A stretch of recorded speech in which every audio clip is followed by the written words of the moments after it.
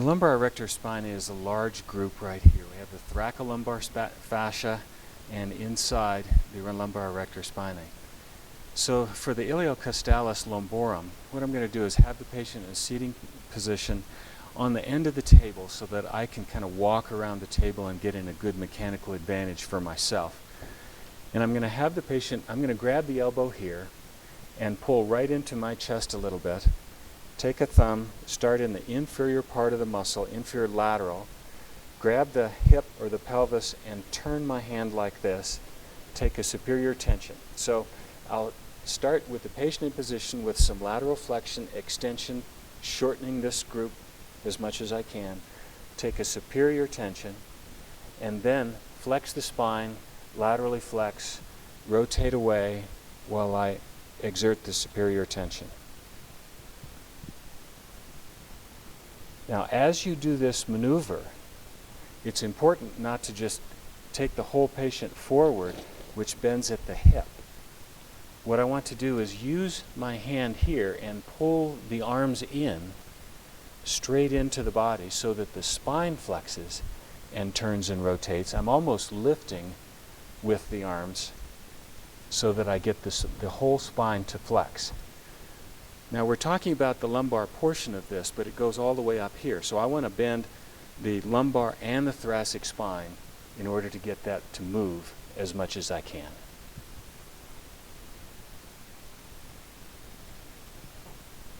In order to protect your hands, what I'm going to do is lean, put my elbow close to the body, and lean like this so that I'm more or less in line from my thumb to my elbow, and I have a good mechanical advantage.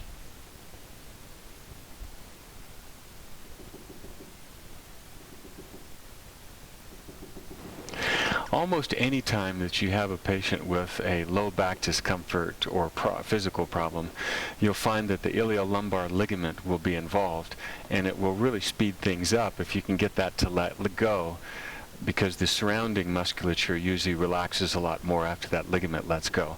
There's an easy way to do it, and we're going to take advantage of the patient's motion to do much of the work for us.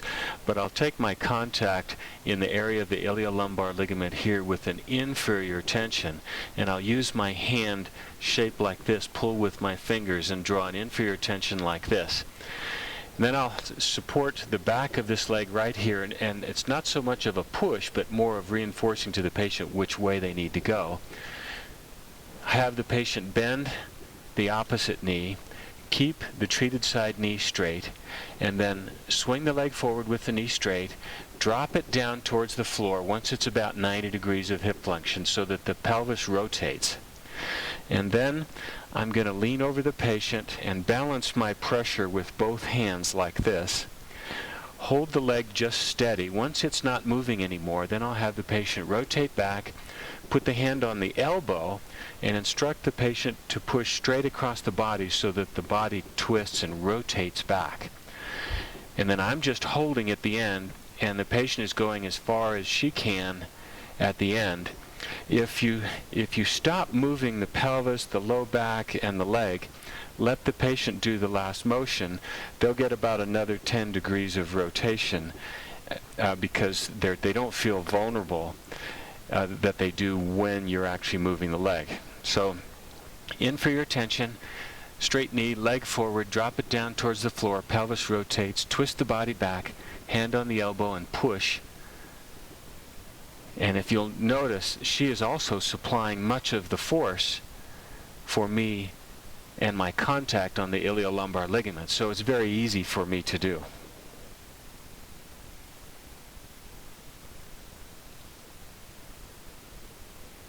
The multifidus group in the lumbar spine is very powerful, very important in stability of the lumbar spine. It's also one of the first muscles that will really lock up when you have almost any kind of spinal problem. What we'll do is we'll put the patient in the seated position, fold the arms where I can grab the elbow, and then I'm going to be working on an angle from here to here, pretty close to about a 45-degree angle. And I'll start by shortening the muscle.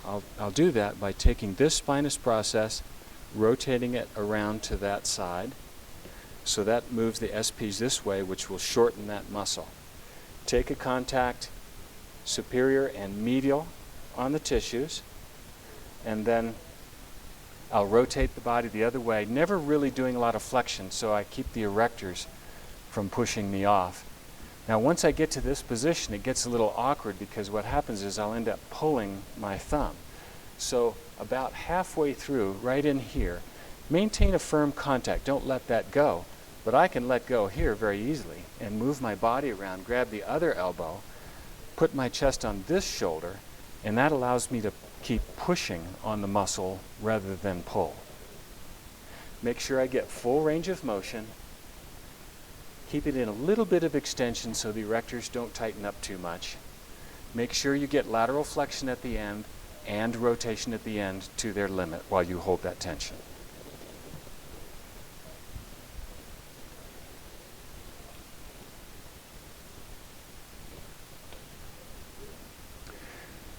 To work the lumbar rotators, I'm going to do almost the same maneuver as the multifidus, except that my tension is going to be a little bit more horizontal, not horizontal, but not quite 45 degrees.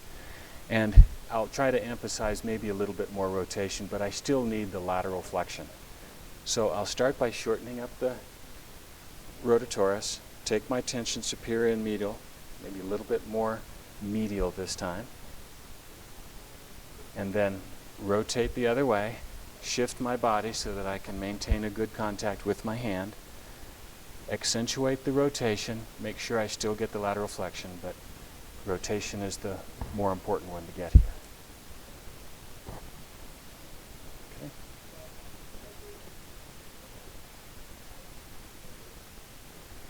When you find that the spine or a segment of the spine is locked in lateral flexion and you get that antalgic lean, one of the things that you'll have to be aware of is working the intertransverse muscles. To work the posterior set of intertransversarii, what I'm going to do is have the patient seated, fold the arms, laterally flex, especially at the segment that I'm going to work at, and then take my contact right just medial to the tip of the transverse process. While the tissue's relaxed, I can get in there very easily. The only thing you have to be careful of is you don't want to come straight in from the side and get the tip of the transverse process. Where the QL attaches, you'll find that that's going to be very sensitive, and you get a lot of resistance from the patient if you just push on the tip. So make sure I'm on the back side of the transverse process, shorten it up, take my contact, I'm going to roll my thumb in between the two transverse processes to get in on the intertransverse muscle, right in between the two, and then just keep moving my body so that I can laterally flex while I hold a superior tension. In this position here, what I want to do is make sure that I'm not just tilting the body. If you see this hip coming off the table, you're really not getting that segment to open up on that side. So what I want to do is move the elbows this way and push down just a little bit, but it's not so much pushing down and compressing the spine, it's tilting and pushing the body over this way so that it opens up on that side. Contact, open it up on that side, hold it for a couple seconds.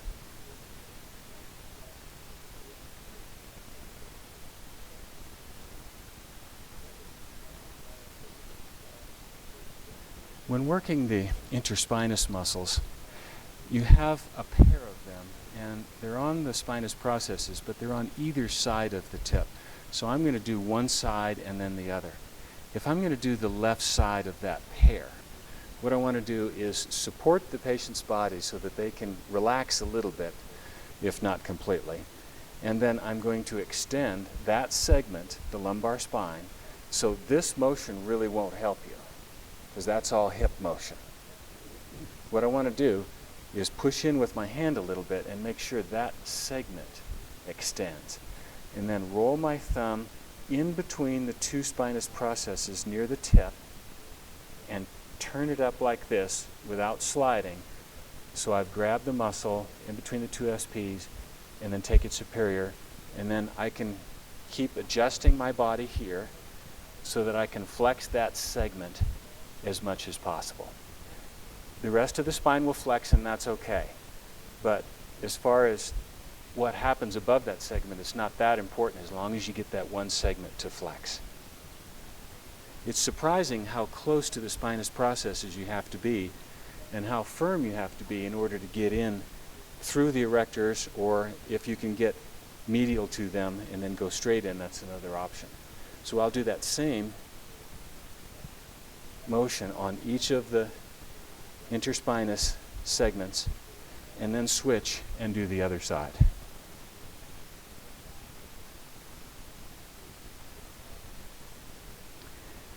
The serratus posterior inferior is an often overlooked muscle. It's really important when you find that these bottom ribs get locked in position and periodic adjustments don't seem to resolve that. So I'll take my contact near the spinous processes here, upper lumbar spine, and then go up into the bottom ribs here on an angle like that. What I want to do as the patient moves and goes all the way down in this position, I also want the ribs to elevate, so I'll have them inhale as the motion occurs. So start with the muscle short, not 100% rotation and lateral flexion, but close to it. And a little bit of extension. Take my contact superior and lateral along the muscle, flat hand, and then exhale, and then fully inhale as we get to the end. Push the muscle as far as it'll go, laterally flex, rotate, and flex.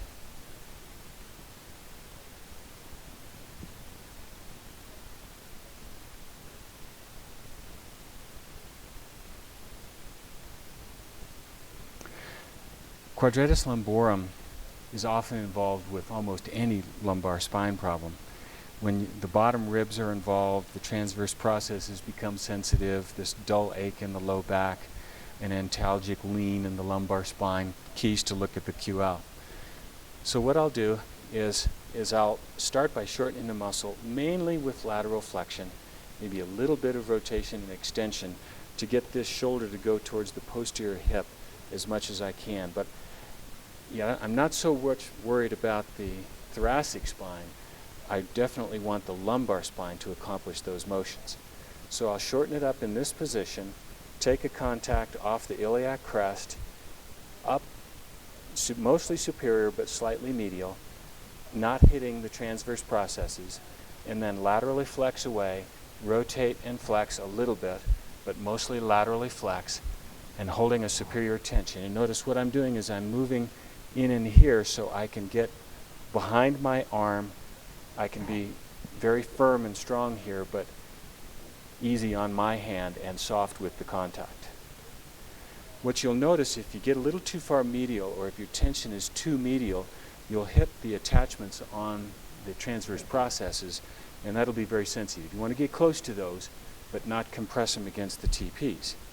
And so mainly I'm just going just off the side of those TPs, a little bit more superior,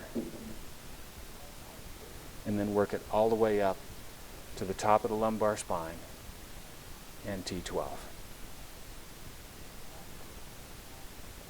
I can also treat the anterior aspect of the quadratus lumborum from the front. I'll start by approaching from the anterior superior iliac spine, drop in over that, move the intestines out of the way, slide in with the side of my hand here until I get to the top of the iliac crest, and then turn my hand superior on the front of the quadratus lumborum, and then my assistant will move the legs so that the pelvis tilts. He's keeping the legs even, so it's just not the hips that move, and I'll exert a tension superior right on the QL. It's very important when you do this maneuver not to point your fingers at all. You have to keep them extended, use the side of your hand so that they roll like this, and that you don't have any compressive points once you're in there.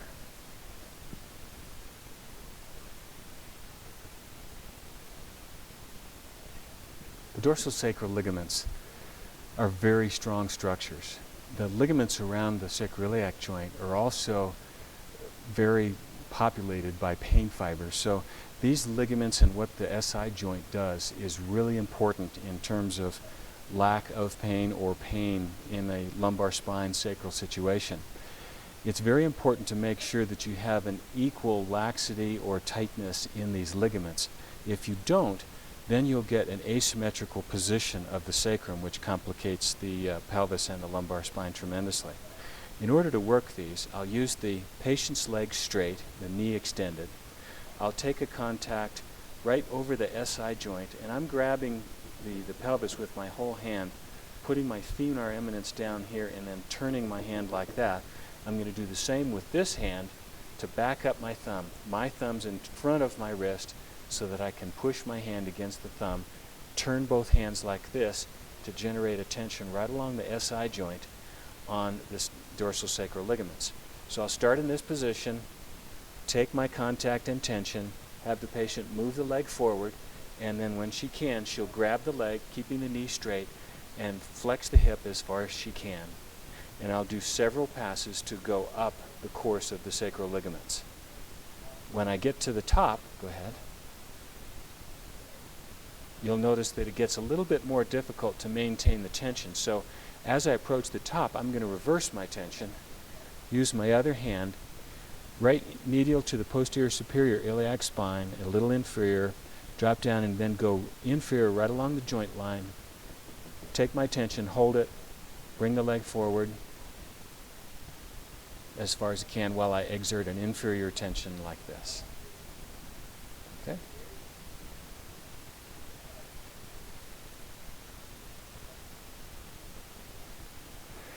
The sacrotuberous ligament is very important in the position of the sacrum and the coccyx. If one side is tight, it'll tilt the sacrum off to that side, often causing pain on the sacroiliac joint on the opposite side. It also has some of the ligaments from the hamstrings. So the hamstrings attach to the ischial tuberosity, but some of those fibers join the sacrotuberous ligament, and as such it connects the hamstrings with the ligaments of the sacroiliac joint into the lumbar spine on both sides.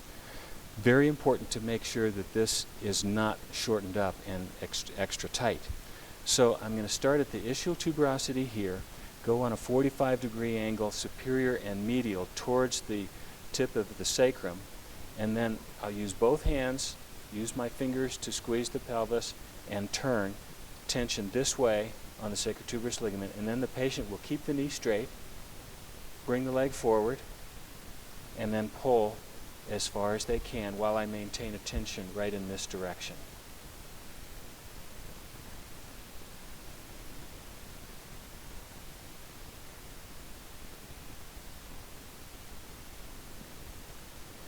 To work the iliacostalis thoracis, I'll start in the lower thoracic spine. Start by extending the thoracic spine, maybe slightly rotated and laterally flexed, but the main thing to get is extension of the thoracic spine, not of the hips or the lumbar spine.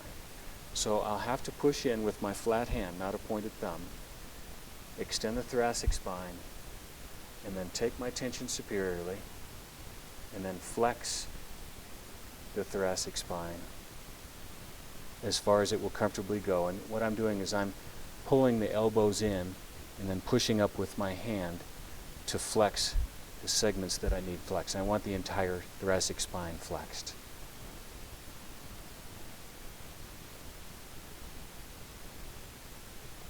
Okay.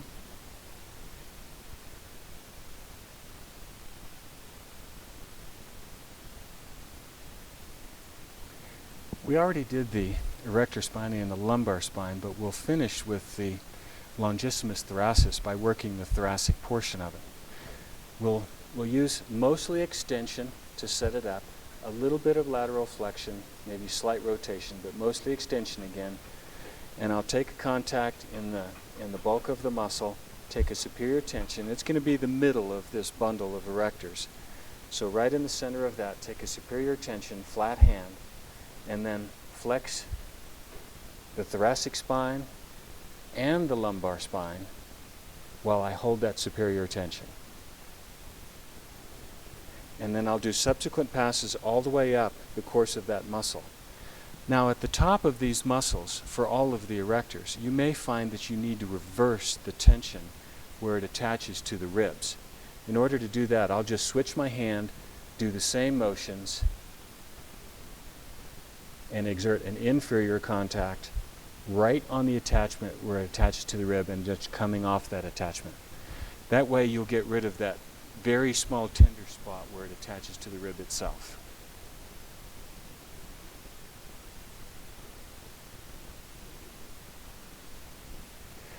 We'll finish off the spinalis thoracis, the last of the erectors, continuing from the lumbar spine but attaching in the thoracic spine.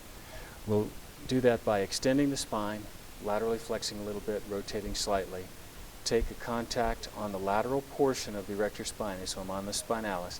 Take a superior tension, and then flex the thoracic spine and the lumbar spine while I maintain that superior tension on the muscle. I'll do a lateral flexion and a little rotation away as well. If I need to get the attachment on the rib, I'll move the shoulder out of the way just a little bit, make sure I'm on the spinalis thoracis, take an inferior tension, same motions, but an inferior tension right off of the rib.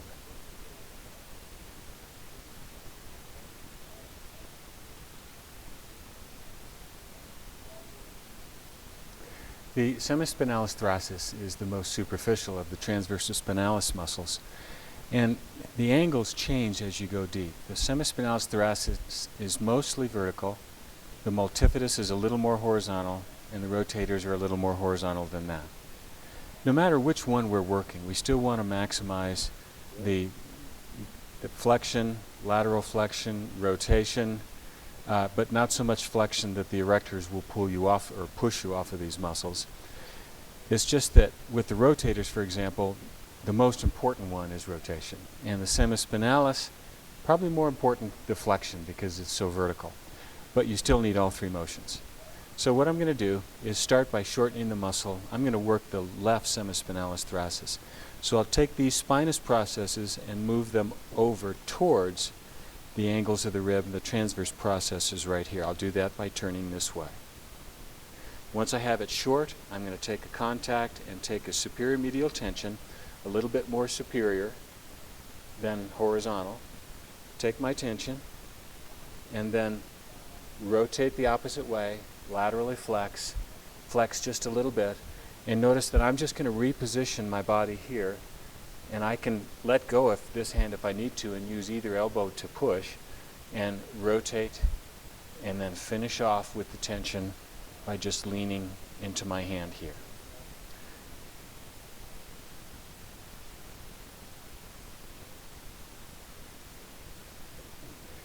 The thoracic multifidus can be worked in much the same way as the other transversus spinalis muscles. We'll start by shortening the muscles, taking these spinous processes and moving them down towards the TPs a little lower. So I'll turn the body this way, the thoracic spine, take my contact from the TP superior and medial, just about a 45-degree angle. It'll be the second one in terms of depth.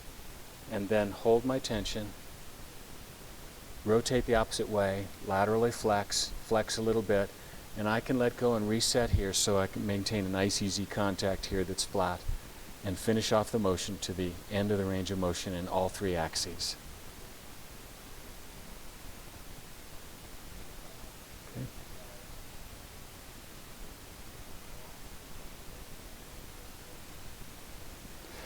The thoracic rotatorus has two slips. One is almost horizontal, going up one segment, and the other is a little bit more vertical, maybe on a little less than a 45-degree angle, going up two segments. So I'll have to work through the rest of the transversus spinalis, the trap, and the erectors in order to do that. I'll start by shortening up the muscle, moving these spinous processes down and lateral by rotating, laterally flexing, and extending. I'll take my contact starting at the transverse process and going superior and medial, move my body into position, hold the tension superior and medial, mostly medial, and then rotate, flex, laterally flex, but now I'm just going to check and make sure I have full rotation there to get the rotatorus more than the other transverse spinalis while I hold this tension.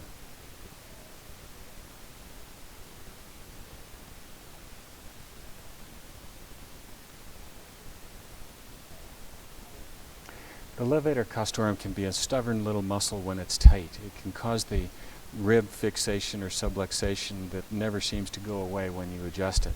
So we'll have to take advantage of spinal motion, but more importantly rib motion, as we try to treat this muscle. We're going to start at the angle of the rib. We'll extend the thoracic spine, laterally flex, slightly rotate,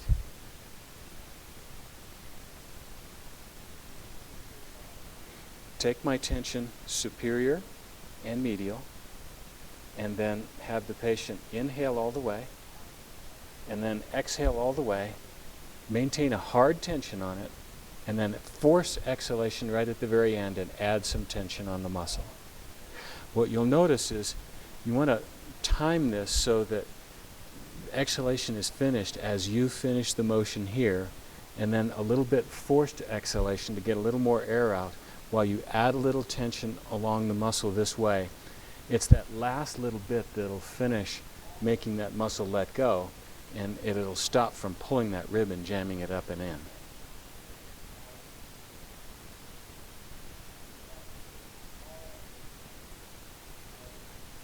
To work the iliocostalus cervicis, we'll start on the lateral portion of the erector spina here in the top of the thoracic spine.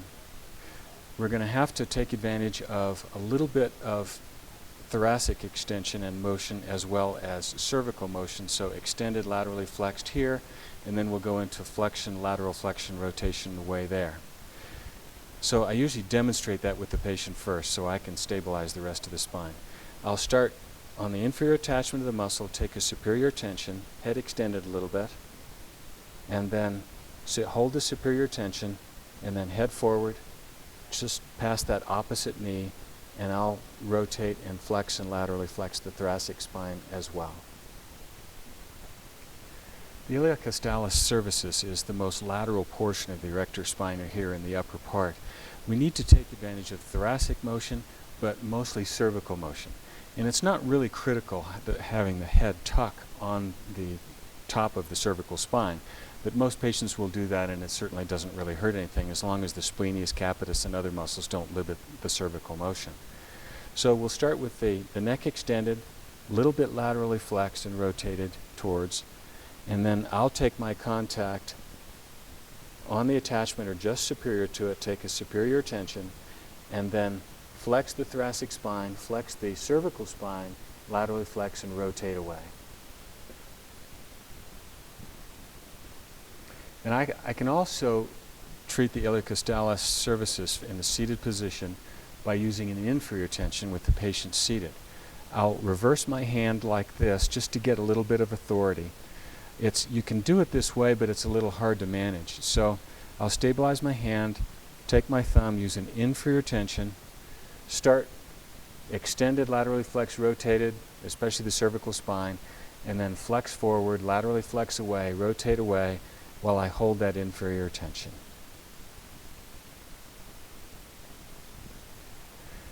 I can also work the iliocostalus cervicis, especially the more superior parts in the supine position.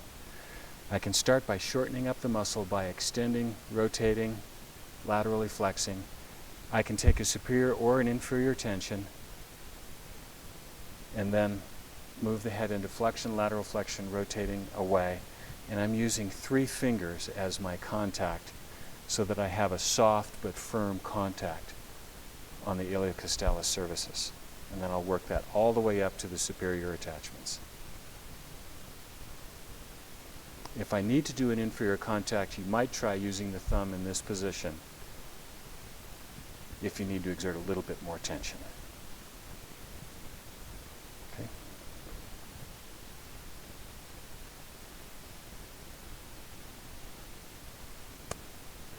The longissimus cervicis can be worked in the same position. We'll just be on the central part of the erectors in this position.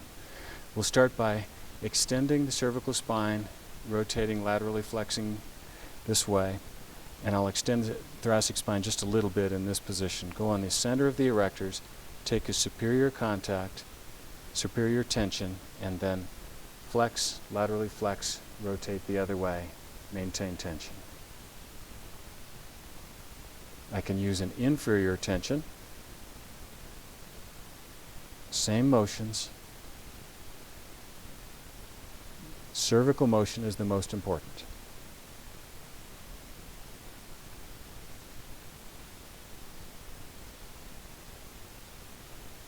The spinalis cervicis is the most medial of the erector spinors in this position. And what we'll do is we'll do the same motions with thoracic and cervical extension, lateral flexion, rotation towards to shorten up the muscle. Take my tension right next to the SPs, superior tension, and then flex the spine, laterally flex, rotate away. I can use an inferior tension in the same position by just reversing my hand and using the same motions.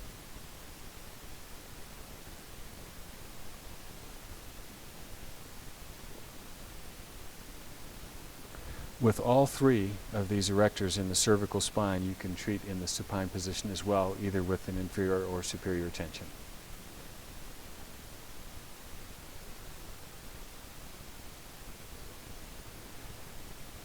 The transversus spinalis muscles in the cervical spine are a little bit difficult to work because of the stronger muscles that overlie them and how short they are and how critical the motion of the cervical spine is. But if you're patient and you do the more superficial muscles first, it won't be quite so difficult.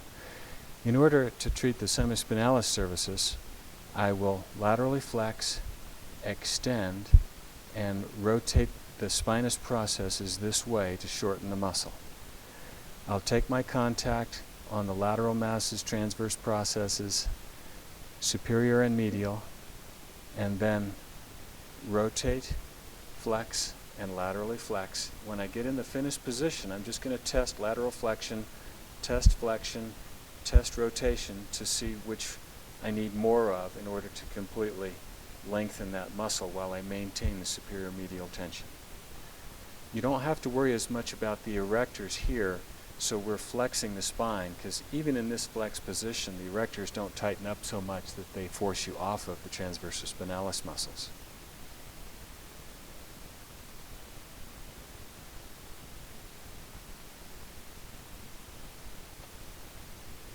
I'll have to take one more layer deep in order to get to the multifidus in the cervical spine, but the motions are the same.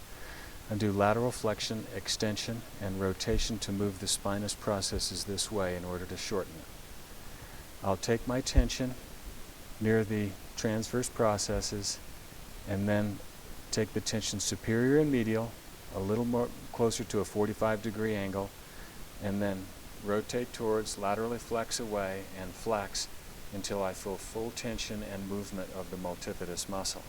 At the end, I'll just experiment with the flexion, rotation, and lateral flexion until I make sure I get full lengthening on the segments and the muscles that are underneath my contact.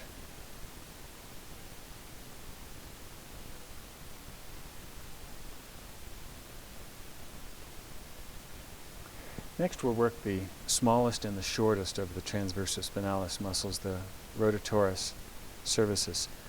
So we'll start by laterally flexing, rotating those spinous processes in this direction to shorten it, and extending. Take my contact on the deepest section here, a little more horizontal tension, take my tension fairly firmly, and then rotate, laterally flex, and flex until I feel full tension on the rotators, making sure that those segments are the ones that move as far as they can.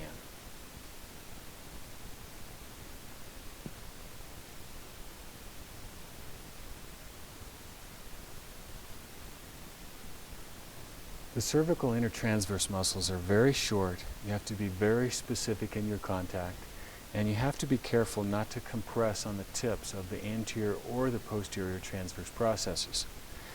The way I'm going to find these is I'm going to laterally flex more than halfway. Take my thumb aligned vertically parallel to the cervical spine, and then move in on the scalenes between the anterior and the middle scalene, and I'm going to move into the spine until I put the side of my thumb in between the two tips of the transverse processes, the anterior one and the posterior one. That's how I'm going to find it first. Then I'm going to move forward to the anterior intertransverse muscle in between two of those transverse processes, the anterior ones. And then I'm going to roll my thumb in like this. So rather than just pull straight up, I'm going to roll it in so that I can tension the muscles superiorly without sliding across to the next set of muscles. Find the two TPs, anterior ones, roll my thumb in between the two, laterally flexed, making sure that segment opens up, and then pull my tension on those muscles with no slide. Then I'll have to switch to the posterior intertransverse muscle by going on the opposite side of those scalenes, going in between two transverse processes again while the cervical spine is in lateral flexion. Roll my thumb or twist it in between the two TPs, hold the superior tension while I open it up, and rolling my thumb this way to pull tension on those muscles. So there's a lot of segments to do. You've got all the segments in the lower cervical spine, or the lower up, with the exception of the top segment, and you've got an anterior and a posterior one to work with, and any one of those can be the problem.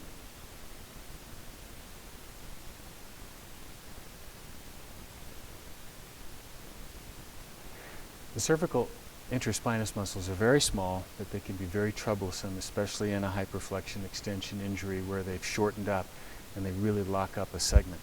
The patient will usually describe them as being very point tender right near the spinous processes. And what you'll have to do is extend the cervical spine, but those SPs tend to overlap, so it's very difficult to get in there. I use a backup of one finger, roll my finger in between the two spinous processes on the side near the tip of the SP, so I'm on the left side here, and then I'll make sure that segment flexes while I maintain a superior tension, not sliding, but just rolling my finger in and pulling up. And then I'll do each segment. The patient will usually tell you which segment is the bad one, and that's usually where you'll start. And then I'll have to reverse and do the opposite side of that set of muscles.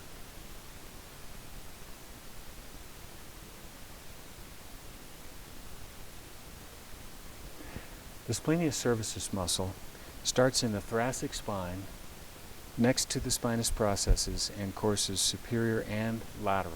So I'm going to start in the neighborhood of T4, but it can be as low as T6, right next to the SPs, and I will extend the spine, laterally flex. Rotation isn't really that important for the setup here. And then I'll take a tension with 4 fingers, superior, right along the muscle, superior and slightly lateral. And then as I flex the spine, rotate away and laterally flex, I'll pull that muscle superior, increasing tension. And then I'll change my contact and go more superior, superior and lateral with my tension all the way into the cervical spine.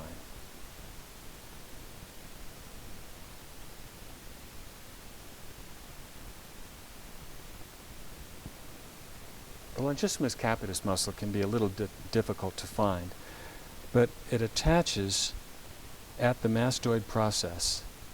The sternocleidomastoid is here, and it's not a good reference point because it's way back here is where the muscle is. It's almost it forms a triangle on the opposite side of the spine, the posterior side. So what I'm going to do is start with 2 fingers. In this patient, I'll be about 1 inch lateral to the spinous processes, and I'll take my tension towards the mastoid process. I'll extend the spine, laterally flex, and rotate very little. Take my tension on both sides of the muscle, and then flex, laterally flex, and rotate away. And as I finish this motion in the second half, I can feel that muscle more distinctly. And then keep a tension superior towards the mastoid process. In subsequent passes, I'll just go a little bit higher and end up treating the muscle all the way to the mastoid process.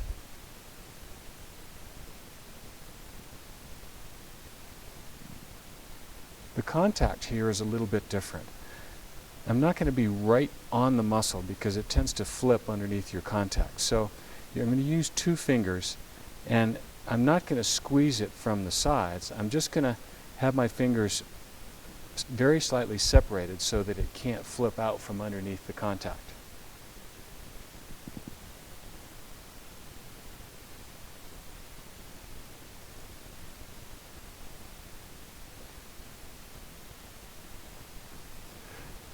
The semispinalis capitis lies right next to the semispinalis cervicis, but it's not really a transversus spinalis muscle because it's straight vertical and attaches to the base of the skull, hence the name capitis.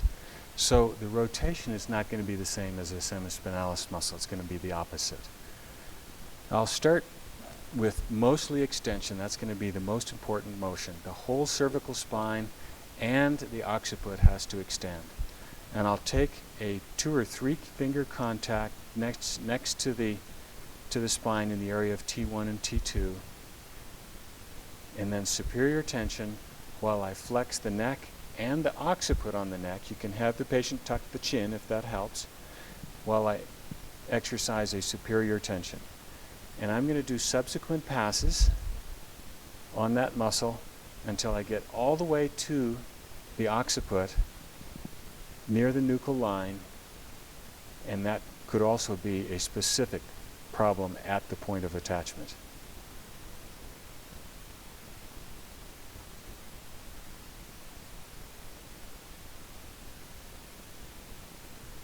The splenius capitis is a relatively thin but fairly strong muscle. It's also one of the muscles that course superior and lateral, one of the few.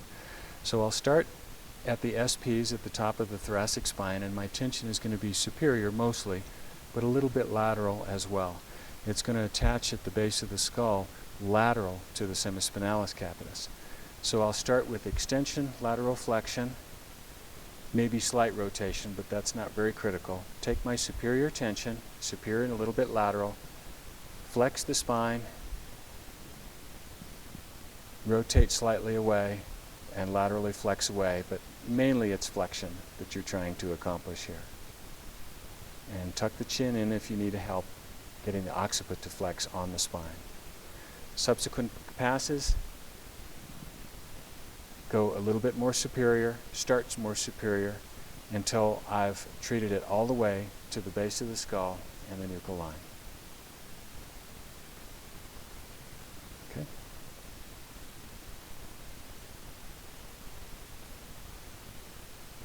It's very common in a hyperflexion extension injury for the facet capsules to be shortened and scarred, and it's very important to resolve or to move freely because of the mechanoreceptors in the capsules themselves. If you find that the cervical spine is very weak, especially in a flexed position, that's a key to address this structure.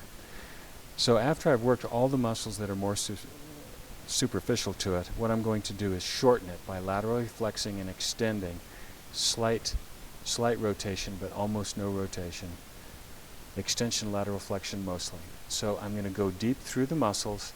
I'm going to use 2 fingers, press against the lateral mass and the facet joint, and then as I flex and laterally flex and rotate away, I'm not going to slide up. I'm just going to maintain depth right on the surface of that lateral mass where the facet joint is, and then pull it superior, especially in the second half. It's very deep. Make sure you get lateral flexion and rotation, and then stretch, especially after the cervical rotations have occurred.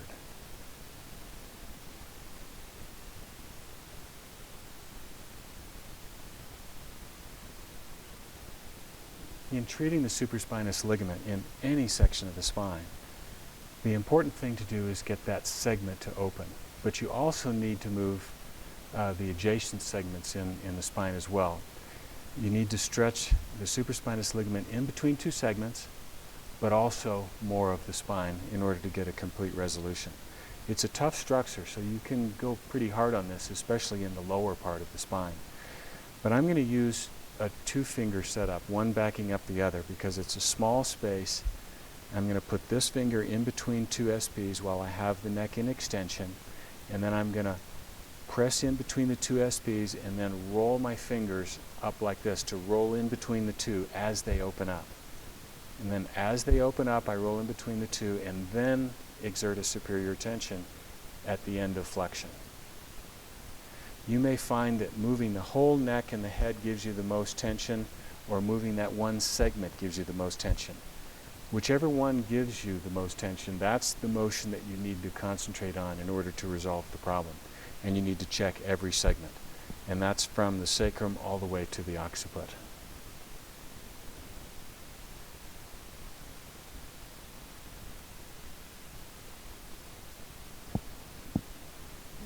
Finding the occipital frontalis can be a little bit deceiving. Most of the time, efforts to treat it are too far inferior around the nuchal lines. But a good place to start is at the top of the ear and then go to the back of the skull, and it's on both sides. So I'm going to treat both sides at the same time with 4 fingers. And the movement of the cervical spine is not really that necessary, although if you need to move it, it really won't hurt anything.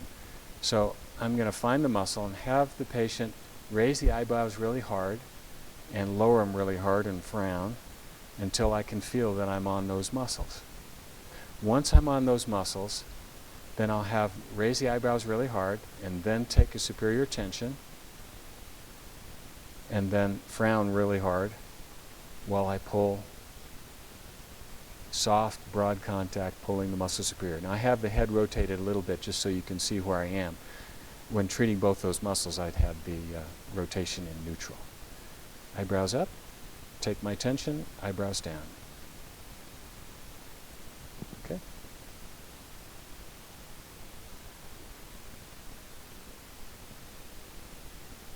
The rectus capitis posterior major and minor muscles are some of the deeper muscles that are suboccipital. They're fairly medially located. The rectus capitis posterior minor is small, almost vertical, and very medial. In order to treat that, I'm going to take one finger and back it up with 1 or 2 and be right near the midline, but on the left side of the midline here. And I'm going to extend the cervical spine, but mainly just extend the occiput on the cervical spine. Roll my fingers in like this to get tension on that short muscle between the occiput and the atlas. And then flex the occiput on the atlas and roll my finger in and pull tension superiorly on the muscle. You find in flexing this, if you have to work it fairly hard, and sometimes you do have to work it fairly hard and deep, it's easier to stand up so that you can just rise up and stretch the muscle. It's very important when you suspect there may be tension on the brainstem to address this muscle adequately. Post-concussion syndrome, things like that. Now the rectus capitis posterior major muscle is just lateral to that. It's a little bit bigger and it will course superior and lateral. So I can use a couple fingers on it and I'll laterally flex a little bit more, rotate just a little bit more as I extend, pull my tension from C2 up towards the occiput, and then flex, laterally flex, and rotate while I pull tension superior. And I'm going to do a couple passes ending up at the base of the occiput.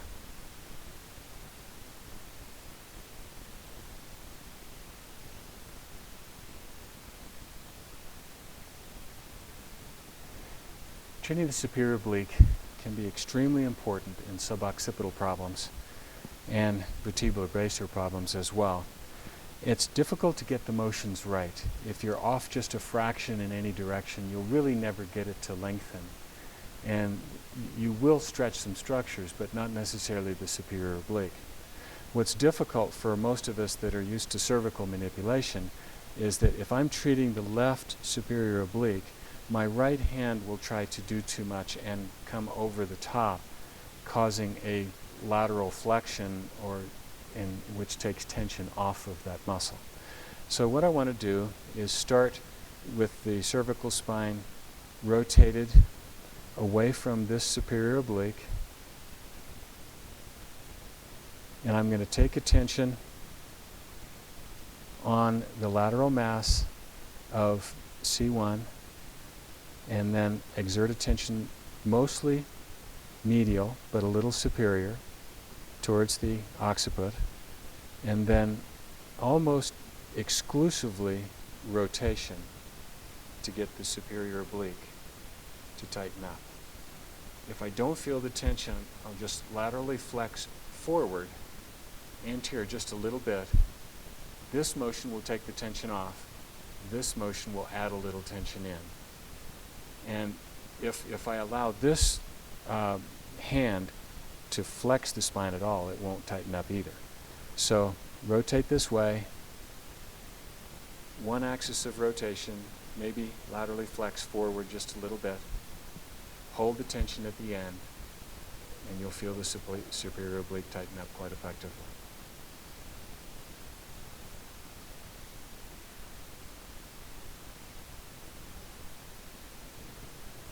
Because of the concern of vertebropelvic compromise with upper cervical manipulation, we will not do any upper cervical manipulation until the vertebral artery tension test is negative. What we're going to accomplish is basically a superior oblique motion, but my contact is going to be on the superior margin of the superior oblique, a little bit deep to that, if not equal in depth to the superior oblique, against the posterior atlanto-occipital membrane with the superior medial tension, so that as the cervical spine moves this way and the superior oblique or the posterior atlanto-occipital membrane may put a tension on the vertebral artery, I'm going to accentuate that. So what we'll do is a slow motion in one plane as we do this. The reason for that is that we only want the fluid to move in one of the semicircular canals so that the possibility of a vestibular nystagmus is minimized.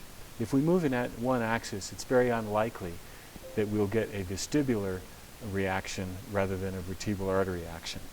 So one axis of motion with the same cautions that we did with superior oblique in terms of accomplishing that motion. Medial, posterior tension, a little bit superior, superior oblique and posterior atlanto-occipital membrane, and I'll slowly turn the head in one axis. When I get full tension, I'll hold it there for 10 seconds, and I'll watch the eyes for nystagmus, and I'll query the patient for any other reactions such as dizziness or nausea or pain or any shaking or any neurological symptoms.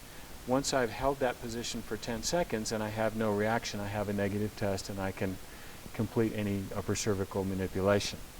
I'll probably want to relieve any of these structures that I found to be excessively tight before I do the cervical manipulation. But at any rate, without the symptoms, we have a negative vertebral artery tension test.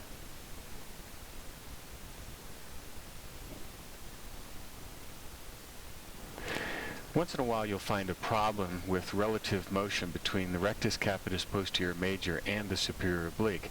When that's the case, what we'll have to do is treat the superior oblique first and plan the motion with my contact so that my contact hand just makes contact with the rectus capitis posterior major at the end of the superior oblique motion.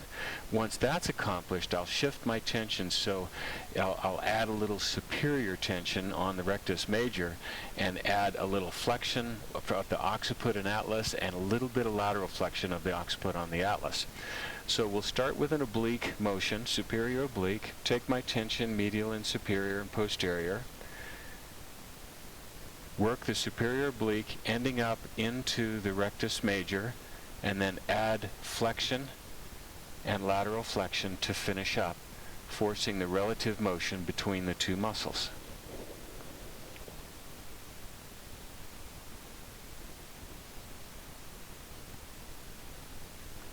The inferior oblique is very easy to find and to treat. The only caution is the posterior cervical plexus, the nerves that lie around it and underneath it. So we'll take a contact at C2, spinous process, take a tension superior and lateral towards the transverse process or the lateral mass of C1. Start with the cervical spine rotated this way, maybe slightly laterally flexed and extended. And then I will rotate the other way, flex, and laterally flex away while I pull a superior lateral tension towards the lateral margins of C1.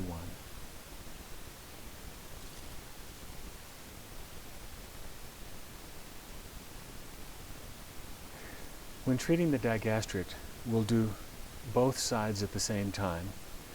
I'm going to show you obviously just one side, and we'll do it in two parts. The superior part starts near the styloid process, and we'll put our contact in that area behind the angle of the mandible, and we'll start with the patient having the jaw retracted, and then I'll take attention almost straight inferior, but you want to be careful not to compress the parotid gland against the mandible.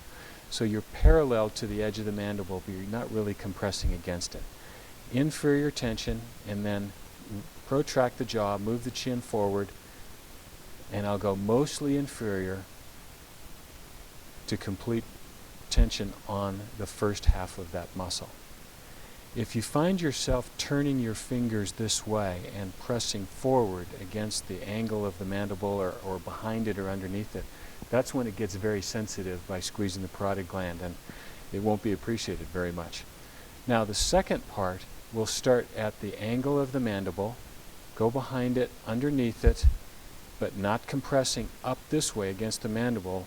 My tension now, I'm going to squeeze from both sides medially, and then turn and take a tension forward towards the chin. So we'll retract the jaw, go underneath the inferior angle, and then protract the jaw and go forward, and then my tension is up towards the jaw without compressing superior against the mandible itself.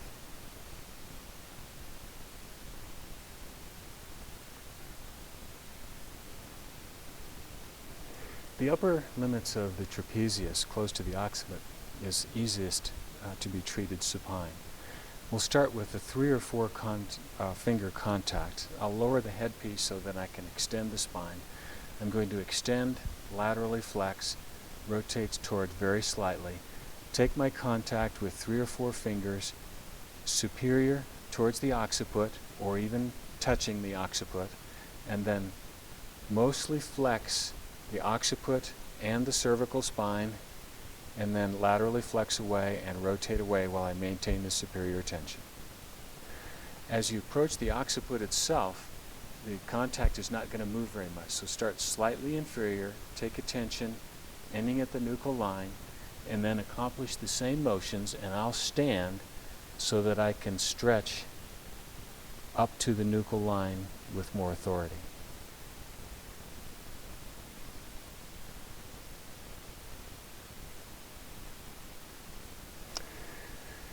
The trapezius is a long, broad muscle. There's a lot of range of motion, so we have to make sure that we really explore the ends of the range of motion when we treat this. We're going to treat the lower part of the muscle prone. I can treat either side from this position. I'm going to treat the near side for purposes of demonstration. We'll start on the spinal attachments.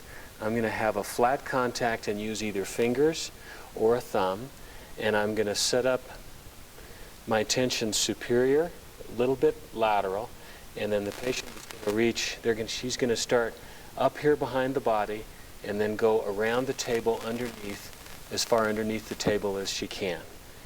Start way up here, take my tension, go ahead and move, and I'll do sequential passes until I get up actually onto the scapula doing that motion.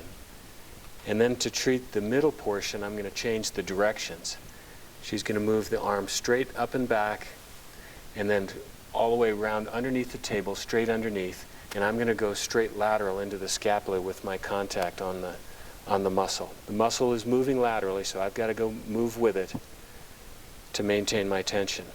If I find an area where I'm on the dorsal scapular nerve or the spinal accessory nerve, it'll feel like a little longitudinal lump. I want to make sure that I don't compress that. So work up to it, and then if I find it, I'll release it, go to the opposite side, and do a couple more passes until I finish up onto the scapula on the trapezius.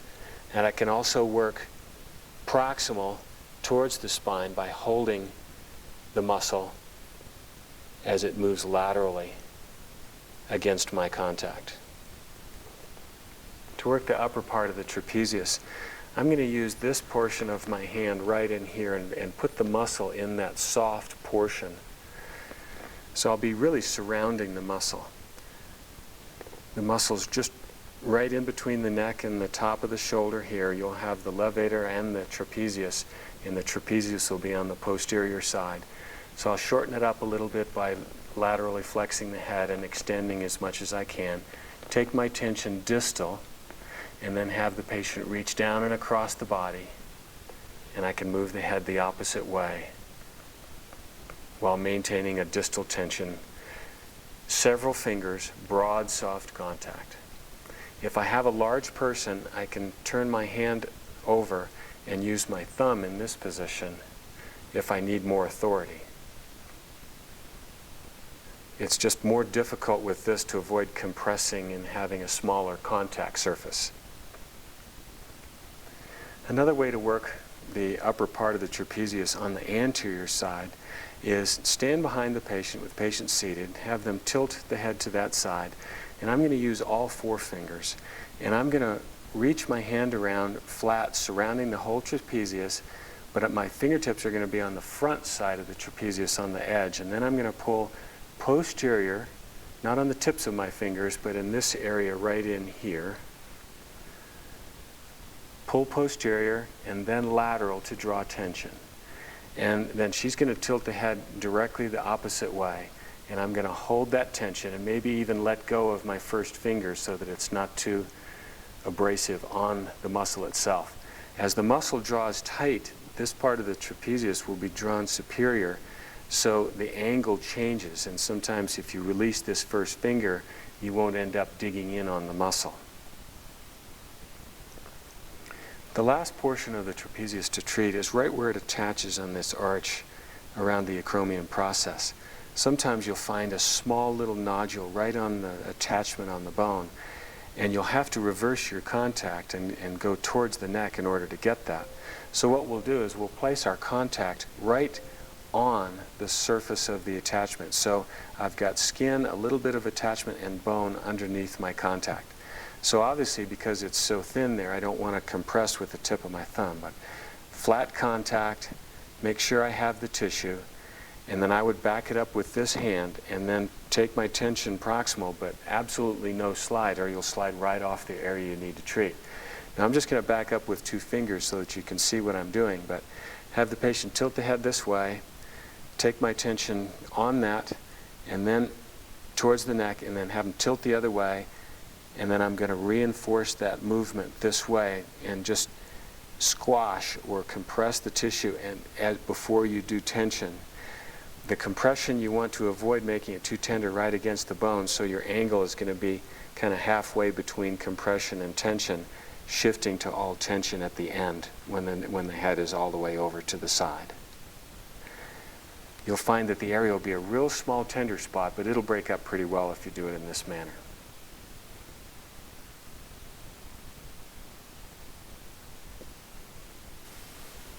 The rhomboid is the next muscle deep to the trapezius that we'll be treating in this area.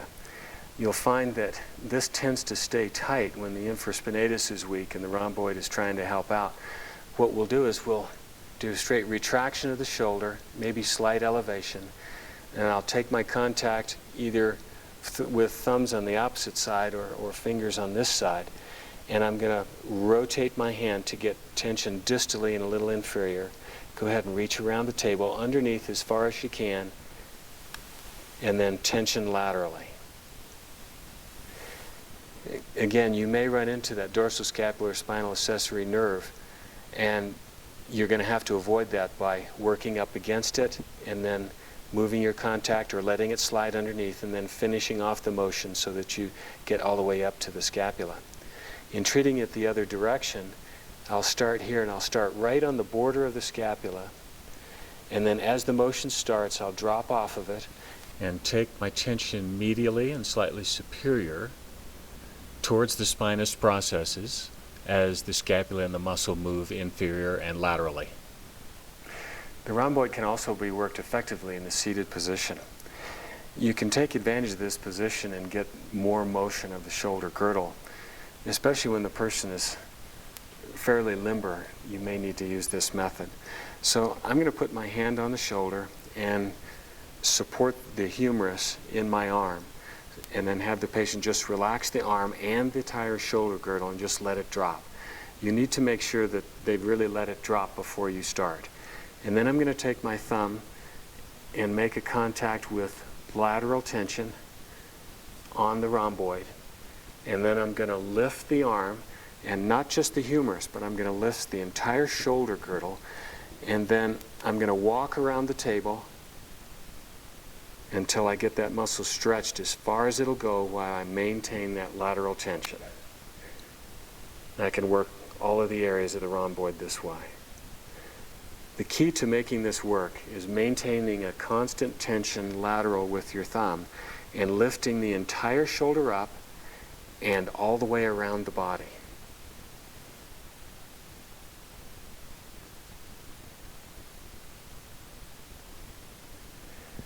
In order to treat the levator scapulae, we'll start with the patient seated.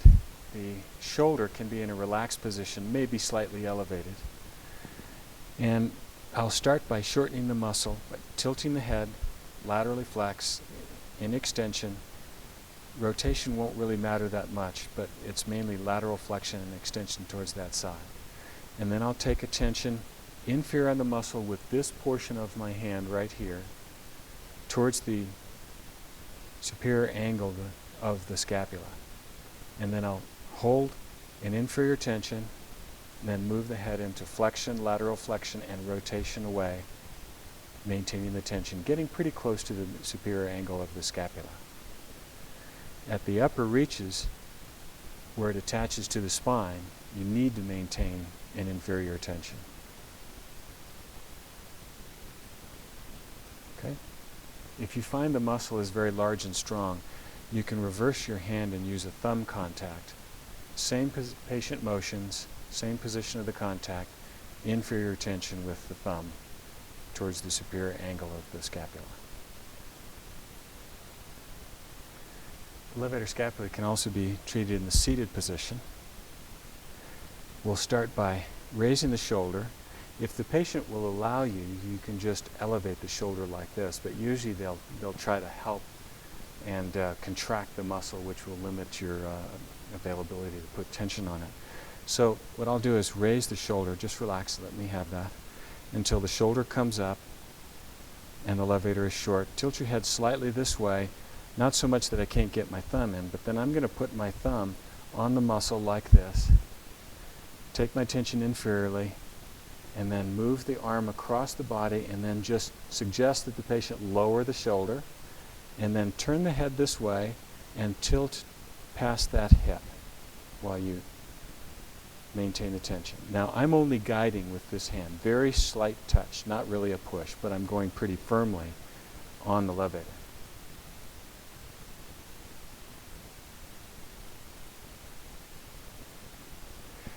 The erectors spinae has to move laterally while the erectors move vertically, and there has to be a freedom of motion there. In order to reinforce that or to reestablish that, what we're going to do is we're going to support the shoulder, my arm under hers and my hand on the shoulder. This way I can just lift the arm and move the entire shoulder from retraction to elevation and protraction. And I'm going to walk around the table literally to protract that shoulder as far as I can.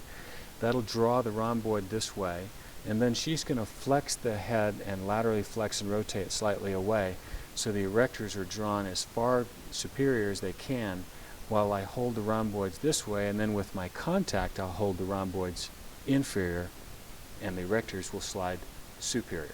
So we'll start with the head slightly extended, relax the arm and the shoulder.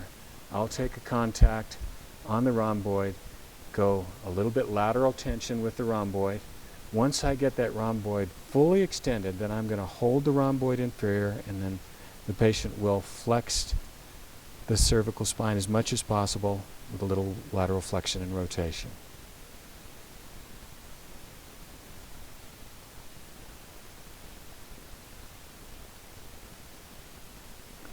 In order to treat the serratus posterior superior in the seated position, we're going to start with a contact right near the spinous processes. And we're going to move the rhomboid and the trap into its thinnest position by moving the shoulder and the arm across the body to press the shoulder and protract. And then the head is going to be tilted as far that side and rotate and flex that as far as we can while we exert a inferior lateral tension on the serratus posterior superior. So arm first, get the shoulder to move the trap and the rhomboid to as thin as possible, and then head that way while I maintain inferior and lateral tension. If you find yourself going past the angle of the ribs, then you've gone a little too far. So it's underneath those erectors, or on top of the erectors, but only goes as far as the angle of the rib. Treating the serratus posterior superior can be easily done with the patient's supine position. I'll start with the neck extended, laterally flex, almost no rotation, and we'll start with the shoulder elevated, and then I'll take a contact right next to the spinous processes, and I'm primarily using these two fingers backed up by the third finger, and I'm going to go inferior along the spinous processes until I get in position on the serratus posterior superior. And then the patient's going to move the arm and shoulder across the body, just past the opposite knee, so that the rhomboid and the trap are stretched thin. And then I'm going to change my direction of tension more lateral on the muscle and move the head and neck into lateral flexion, flexion, rotation away. Being careful that I don't slide too far and go past the angle of the rib. Okay, one more time, arm first, and then neck motion.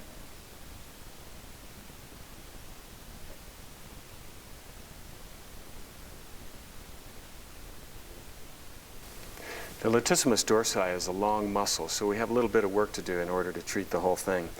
Let's start on the inferior part at the thoracolumbar fascia. And the motion for the patient is going to be with the arm down here, not particularly with a lot of retraction of the shoulder, because that'll tighten up the muscle too much, but just adduct the humerus as far as it'll go with the shoulder depressed. And then explain the motion of reaching all the way forward as far as it'll go with the thumb up to rotate the humerus externally and pull the attachment of the lat as far as it will go. So we'll start in this position here. I'm going to take a broad contact off the thoracolumbar fascia, and the muscle is going in this direction here, superior and lateral. So take my tension either with fingers, 4 fingers, or with a very flat thumb, and compress to get into the muscle, and then take my tension, start the motion, and then I'm going to follow the muscle out and go a little farther than the muscle does and just help it move that way and stretch it as it goes. Now I'll work up until I get to the inferior angle of the scapula, and then I'm going to change my approach just a little bit here. Because it crosses the tip of the scapula, I want to make sure that scapula is to really move. So when I get to that area, I'm going to put the inferior angle of the scapula in this part of my hand, and I'm going to take my tension, and as the muscle goes up, I'm just going to help that scapula rotate as it goes and get that inferior angle to go laterally, making sure this all releases superior and lateral. And then to get the most superior part, I'm going to reverse my position. The muscle is this most lateral part here. So I'm going to surround it with my thumb so the contact is in here, not on the tip of the thumb. And I'm going to start in the same position, and I'm going to surround the muscle, then take my tension, back it up with my other hand, and then the patient will do the reach motion. And I'll maintain my position while the muscle comes against my contact. It's important not to compress it right against the edge of the scapula, and it's important to keep surrounding the muscle, as a lot of the muscle is underneath here. Okay, one more time. You'll work this entire area and as high as you can go up towards the triceps. You may want to add some treatment in the supine position because it's easier to reach the more anterior parts of this latissimus dorsi and the most superior part of it. This position, I'm going to put my hand underneath the scapula and I'm going to surround that muscle with my thumb. And then the patient will do the motion by reaching up over the body, thumb back, and I'll hold that tension inferior as the muscle goes superior.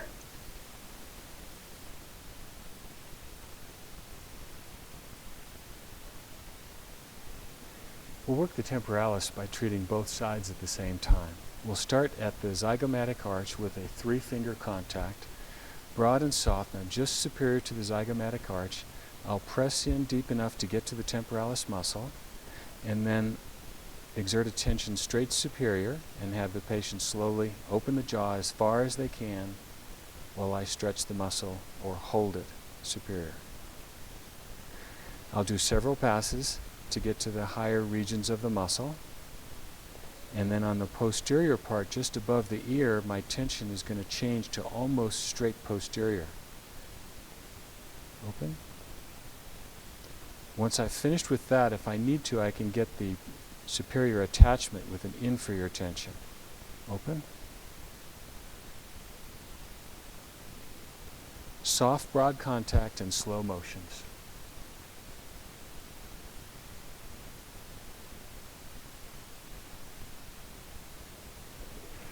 The masseter is superficial and easily treated.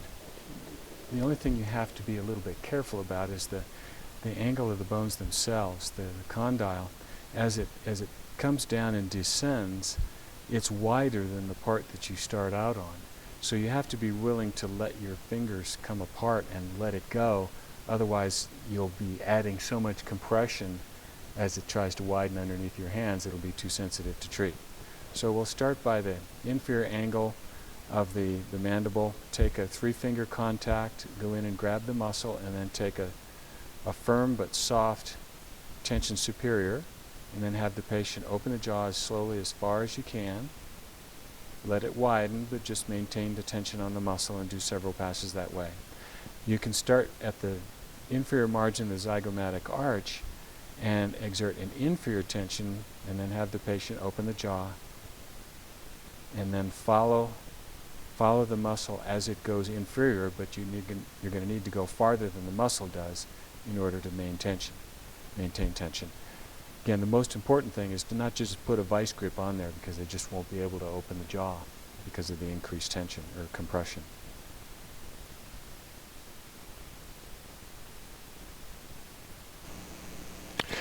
Working the medial pterygoid is a delicate matter. There's not much pressure going to apply.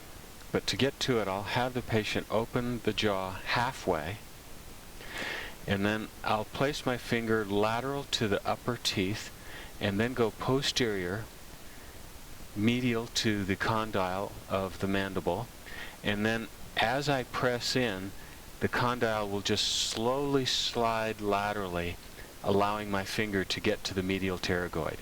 Once I'm all the way posterior, then I'll go superior so that I put a tension like pushing up on a tent on the medial pterygoid, and then I'll turn my finger either way to stretch on the muscle and then back out.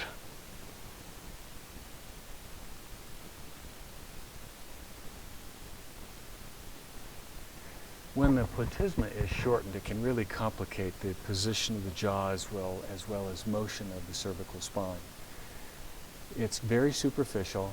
It's actually easier for the patient to treat on themselves than it is for you to try to treat it. So I usually instruct the patient on how to do it. You take 4 fingers, tilt your head forward just a little bit, and take 4 fingers on the edge of the jaw right here. And then just kind of slide underneath the jaw and pull the muscle down as you raise the chin up.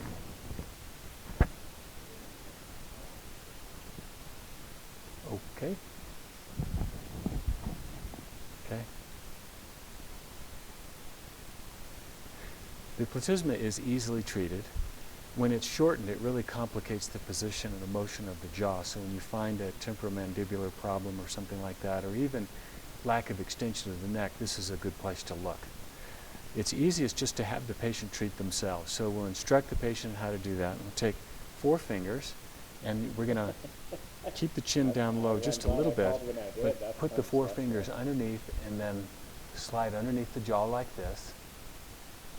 And then as you raise the chin, you're going to pull the muscle down, letting it slide a little bit, doing a few passes until you end up low on the neck with full neck extension. And then you don't want to slide quite that much. Just let it slide a little. Almost put your hands in one position and let it slide underneath, but don't pull your hands down. It's also important to make sure the patient knows not to just compress against the front of the cervical spine for those minor structures like carotid arteries and things like that.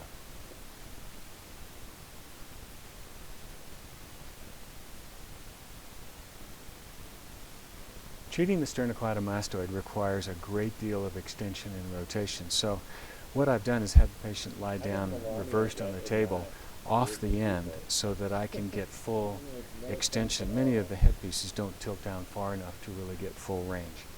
What I'm going to do is use that 2-finger contact, not so much to squeeze the SCM from both sides, but just to trap it so that it can't slide out from underneath a single thumb or a single finger contact.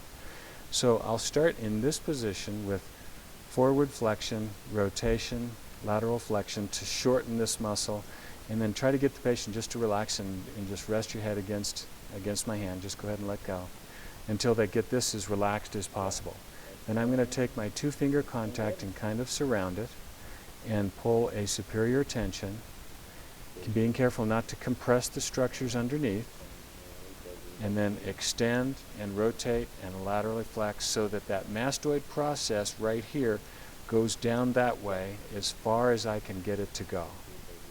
And that'll lengthen the muscle as much as possible. Several passes until you get to the most superior part up against the mastoid process.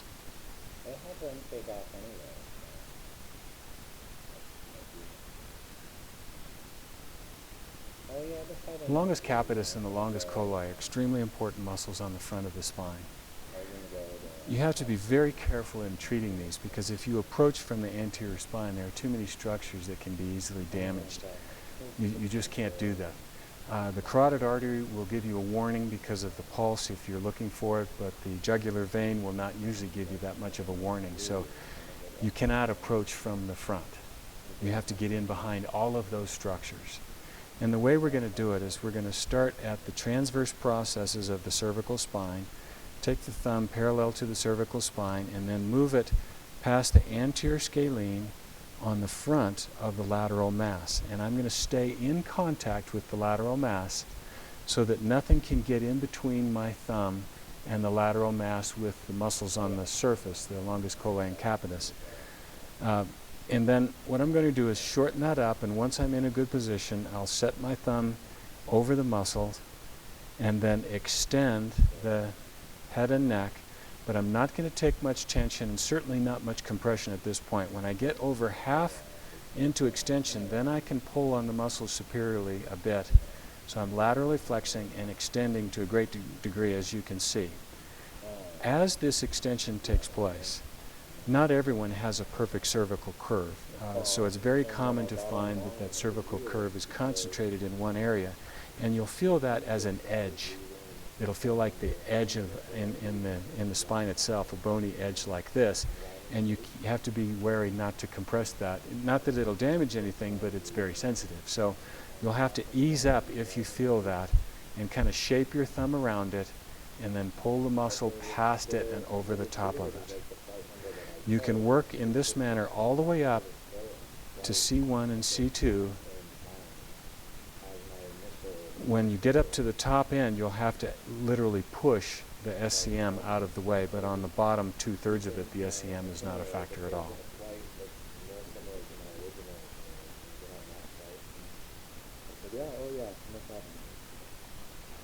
Working the omohyoid is possible with the patient starting in the seated position.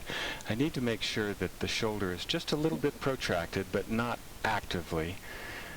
And then start with the neck in a slight lateral flexion, rotation this way, and flexion. I'm going to start at the superior angle of the scapula, the attachment of the omohyoid, and take my tension anterior, medial, and inferior on the muscle. Once that's done, I'm going to push the shoulder back into retraction and then have the patient move the head laterally to the left, then turn to the left, and then raise the chin and extend. You'll need to show the patient this motion first because it's a little complicated, but once they have that, they'll definitely feel the muscles start to draw up tight, and that will be their clue that they're doing the motion correctly.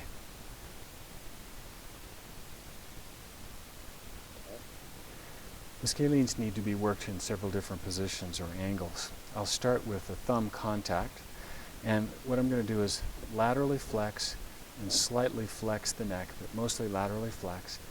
Take a soft thumb contact along any one or two of those scalenes, anterior, middle, or posterior, and draw superior tension, and then hold that tension while I laterally flex away. I can also reverse the tension by starting in between the transverse processes, inferior tension, hold that position while I laterally flex the neck away. A lot of movement here from one position to the other.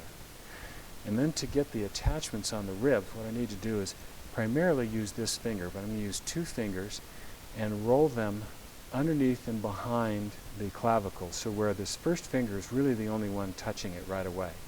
I'll start in the short position, roll underneath the clavicle so that one finger is touching, and then turn until I get the second finger in contact under the scalene, and then laterally flex away, and then exert a tension superior.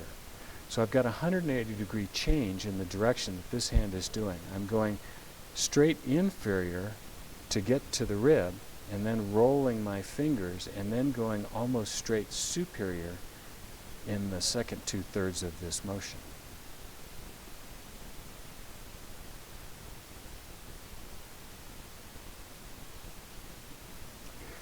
The intercostals are easily worked, but very important to accomplish, especially when you have a chronic rib subluxation or difficulty with movement of the thoracic spine.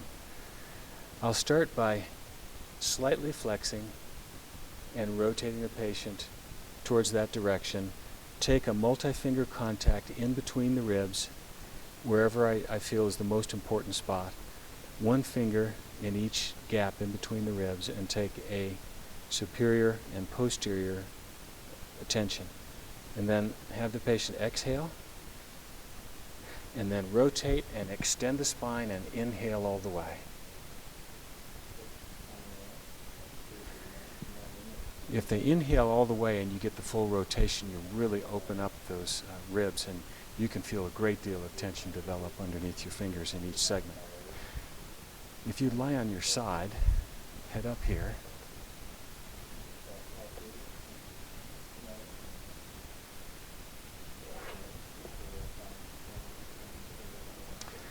I can do a similar motion in the side lying position. We'll start in this position. I'm going to have the patient swing that leg forward and then reach back all the way and then inhale. I'm going to start with my hands in this position, and I'm going to put a knee behind the pelvis so that the pelvis can't rotate. Now, bring the foot forward, drop it down, reach back as far as you can, twist the body, and inhale all the way.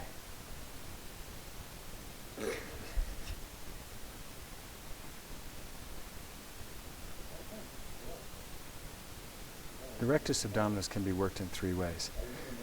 We'll start with in the seated position. Patient seated, arms folded, and we'll flex the spine a little bit to shorten up the muscle. Take a superior tension with 4 fingers on the rectus abdominis, and then I'm going to move my hip in behind her just a little bit and extend, especially the lumbar spine extend, while I maintain a superior tension. the hip motion of the whole body going back and forth is not that important. It's mostly the spinal extension, especially lumbar spine, that'll get you the motion.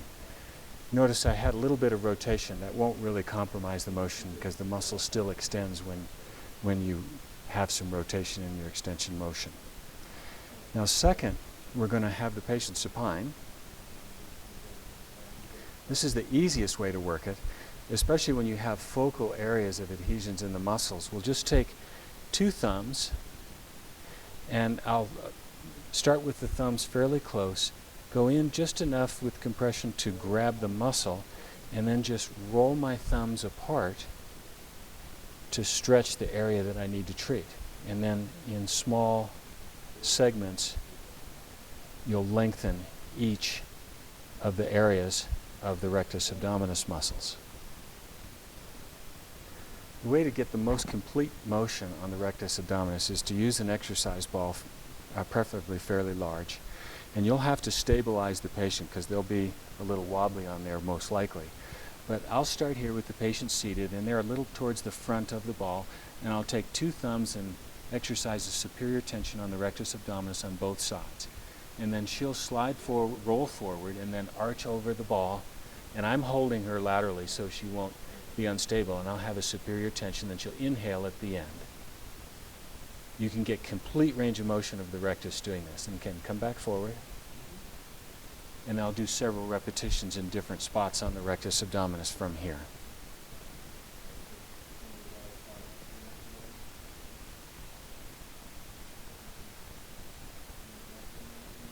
The external obliques are most easily worked with the patient in the seated position.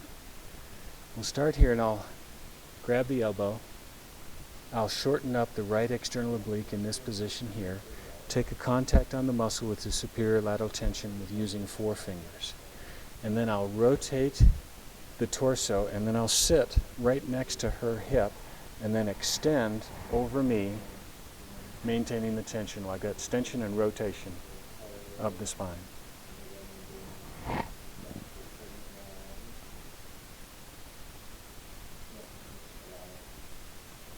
The same procedure can be used to treat the internal oblique, but we'll be treating the opposite side. We'll start by rotating and flexing the spine, reaching across to the opposite oblique, the internal oblique, and then rotate the spine, extend the spine. I'll move my hip right next to hers, and I'll extend and maintain the tension.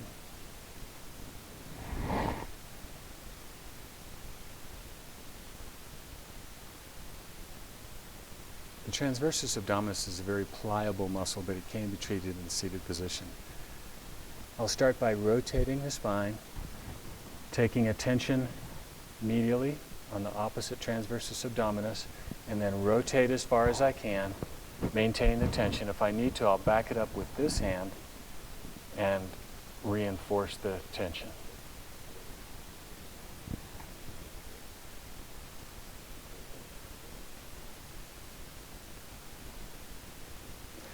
A problem with the pyramidalis is often seen with soccer players, hockey players, football players, people that have to make side-to-side motions and then maybe get pushed or hit from the side at the same time. It can be often mistaken for an osteitis pubis or a hernia problem or abdominal wall problem. It is technically on the abdominal wall, but they're not usually a tear with this. So we'll start by finding the anterior superior iliac spine and then follow the inguinal ligaments all the way in. And when I get to the lateral margins of the pyramidalis, I'll start by exercising an inferior medial tension, then a medial tension, and then a superior tension, and then maintain that superior tension until I've reached the full tension that I need. So the tension almost makes about a 120-degree change in direction. The pyramidalis is in a truss configuration that reinforces the inferior attachment of the rectus abdominis.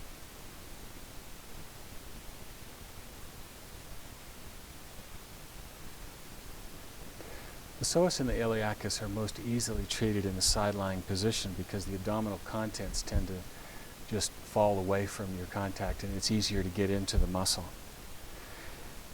The contact itself is probably the most important aspect of this treatment. If you go straight in with your fingers, the tips of the fingers will be pointy and compressive, and it will be very uncomfortable. So no matter which hand you use, you have to turn it to the side so you can kind of roll your fingers in. Another thing that is a common mistake is to go too deep too soon, and then you try to take all the tissue over the iliacus too far medial to the psoas, and there's too much tension on your hand. It's uncomfortable getting in there, and by the time you get to the psoas, your hand is very fatigued. So what I'm going to do is just go in fairly lightly, use the side of my hand, and roll into the iliac fossa, and use my other hand to kind of help the intestines go out of the way. So I'll move my hand in, and then I can hold the intestines with this hand and reset my contact hand and slide in very lightly and get into either the iliacus or the psoas.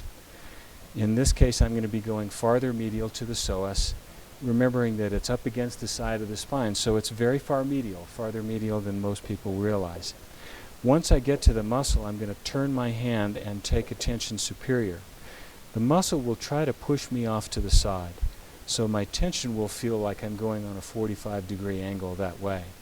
I'm going to put my hand behind the superior margins of the pelvis and have the patient straighten out the leg, and with the knee straight, go behind me as far as you can.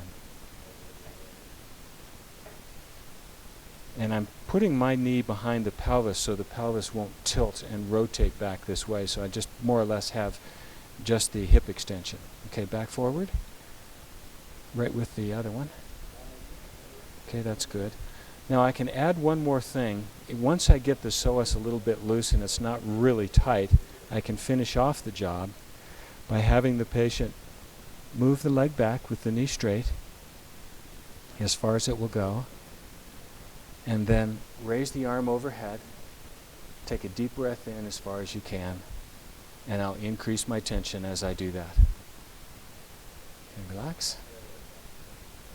The inferior attachment of the psoas can be treated with the patient supine. It's a very important place to treat. Usually it's the clues are focal and local pain right at the area, especially with running when the leg is all the way back, starting to bring it back forward. We'll start by raising the leg.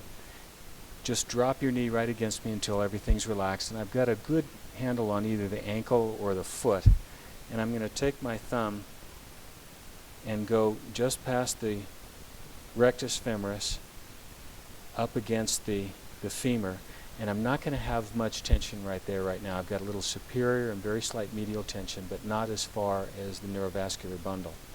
And then I'm going to extend the hip, just maintain a very light tension till it's all the way extended, and then internally rotate it by pushing the foot out to the side, internally rotate the femur, and then abduct a little more and extend.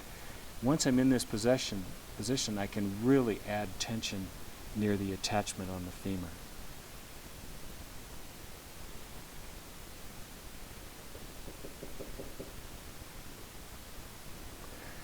The spot where the iliacus and the psoas and the quadratus lumborum meet can be a problem area.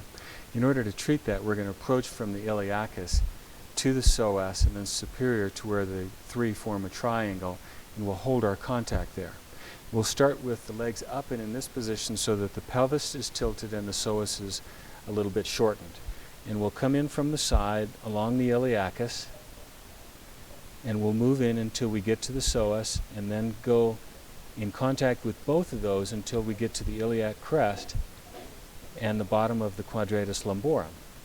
Once there, I'm going to hold that position, and the assistant will move the legs across to the side so that the pelvis tilts, and then drop the legs so the psoas lengthens inferiorly while I hold that position.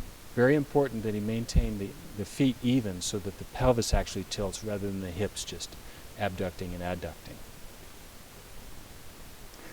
When you have problems with locking of segments in the lumbar spine or even nerve root pressure, one of the things that we need to suspect is that the mechanics of the spine or even frank nerve entrapment can be caused or influenced by that interface between the psoas and the anterior intertransverse muscles. So what we're going to do is we're going to slide the psoas down and then open up the intertransverse muscles in between the two segments. So we're going to put our hand in between the two. In order to do that, we'll start just a little bit higher than a typical beginning position for a psoas.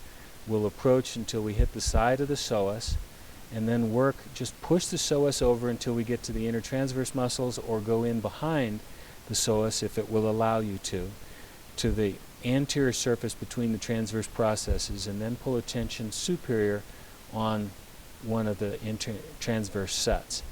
And then have the assistant open up the spine in that direction so that the intertransverse muscle stretches, and then lower the leg so that the psoas is forced to slide down.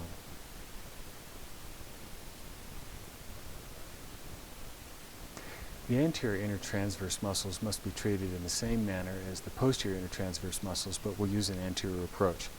So the assistant will tilt the pelvis by moving the legs and keeping the heels even, so that the pelvis tilts and the lumbar spine is closed down on this left side. And then I'll approach from the side, past the tips of the transverse processes on the surface in between two transverse processes, and then draw a superior tension on the intertransverse muscle. And then the assistant will open up that segment by tilting the pelvis, moving the legs. And we'll do one segment at a time until each of those is free and clear.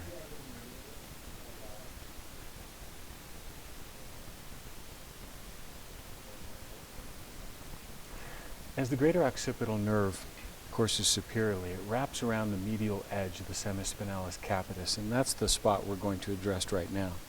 So we'll start right on the spinous processes, and starting at a level about C2, C3, we'll move a little bit laterally, move the semispinalis capitis off to the side laterally just a little bit, and feel where there might be a knot or a restriction in the vertical direction. So I'll start with the head extension a little bit laterally flexed, and then slightly rotated, and then take a tension on that spot right next to the medial edge of the semispinalis capitis, and then move the head into flexion, lateral flexion, rotation away, superior tension until I can feel where the tissue is not sliding on the medial edge of the muscle, and then I'll pull that pretty firmly superiorly while I move the head in this direction.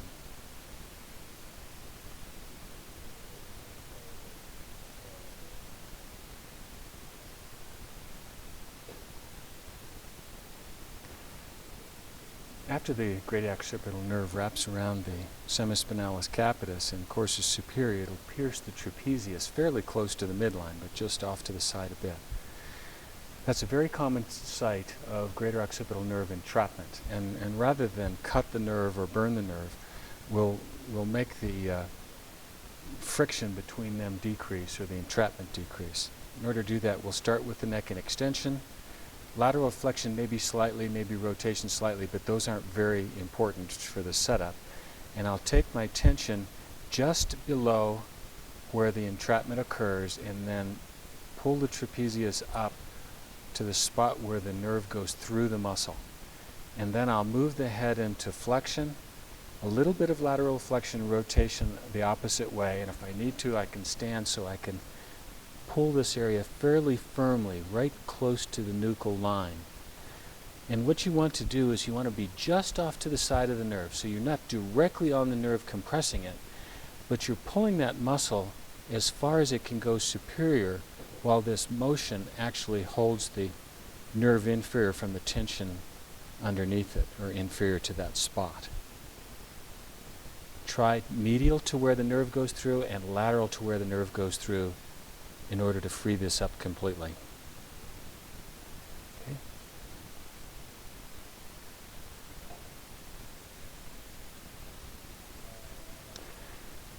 In the lower half of the sternocleidomastoid, the great auricular nerve and the spinal, or the lesser occipital nerve, will wrap around the back side of the sternocleidomastoid in about this position here.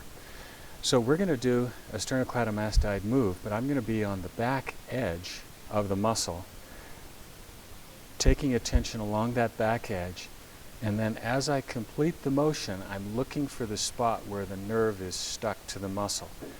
And then I'm going to pull that tissue superior while I complete the cervical motions for the SCM. I'm not trying to compress against the neck. What I'm trying to do is move from posterior to anterior on the back side of the SCM to feel where that nerve is hung up and maybe not sliding along the muscle. Okay.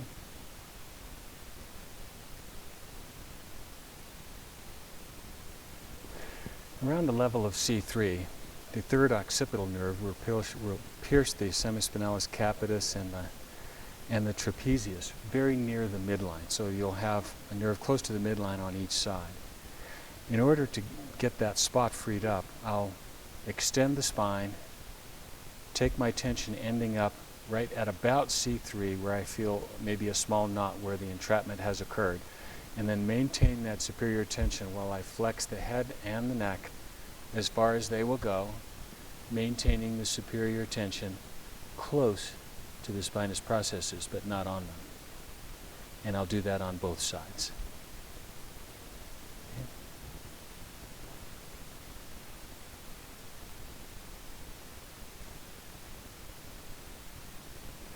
The suboccipital nerve becomes a little more superficial at the inferior margin of the superior oblique. So we're going to do a superior oblique move, but my contact will be on the inferior margin of that muscle. Rotate away, take my tension along the inferior margin of the superior oblique, medial superior tension, rotate, maintain the tension. I'm going to concentrate right on the spot where the nerve wraps around the muscle rather than going along the full course of the muscle. And then hold the tension at the end for just a little bit. Make sure the tissues release. Okay?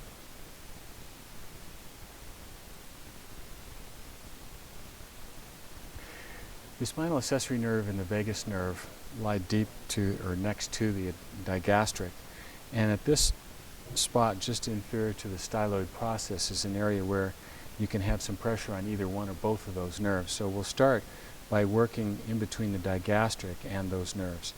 Have the patient retract the jaw just inferior to the styloid process, and then push medial and then inferior, and then protract the jaw and follow that tissue down. It's fairly deep, and you should be able to get pretty close to those muscles. If you can't get close enough that way, then you can do it a little bit more like an SCM move, but put your finger in front of the SCM, behind the digastric, near the styloid.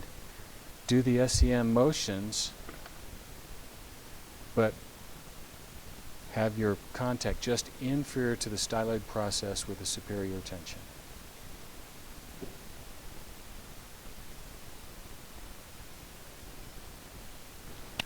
The spinal accessory nerve needs to be approached from the lateral side of the nerve and the medial side of the nerve.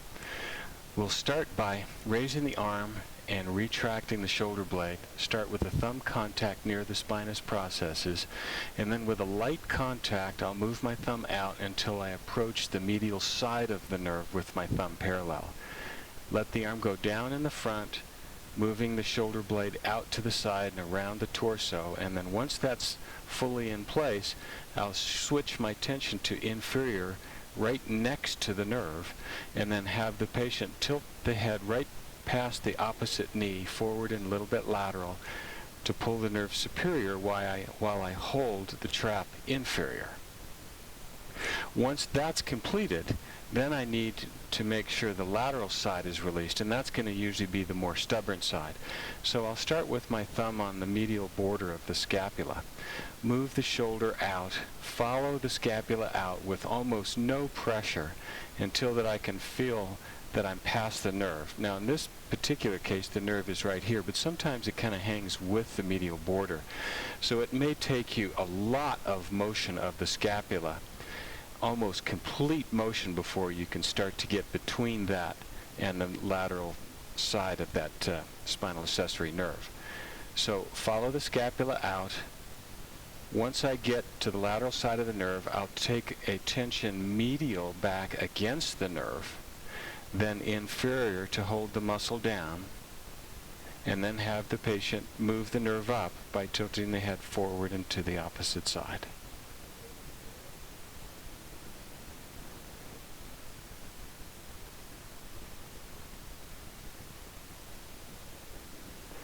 The nerve roots can be entrapped as they exit the spine in between the two transverse processes and the anterior and middle scalene.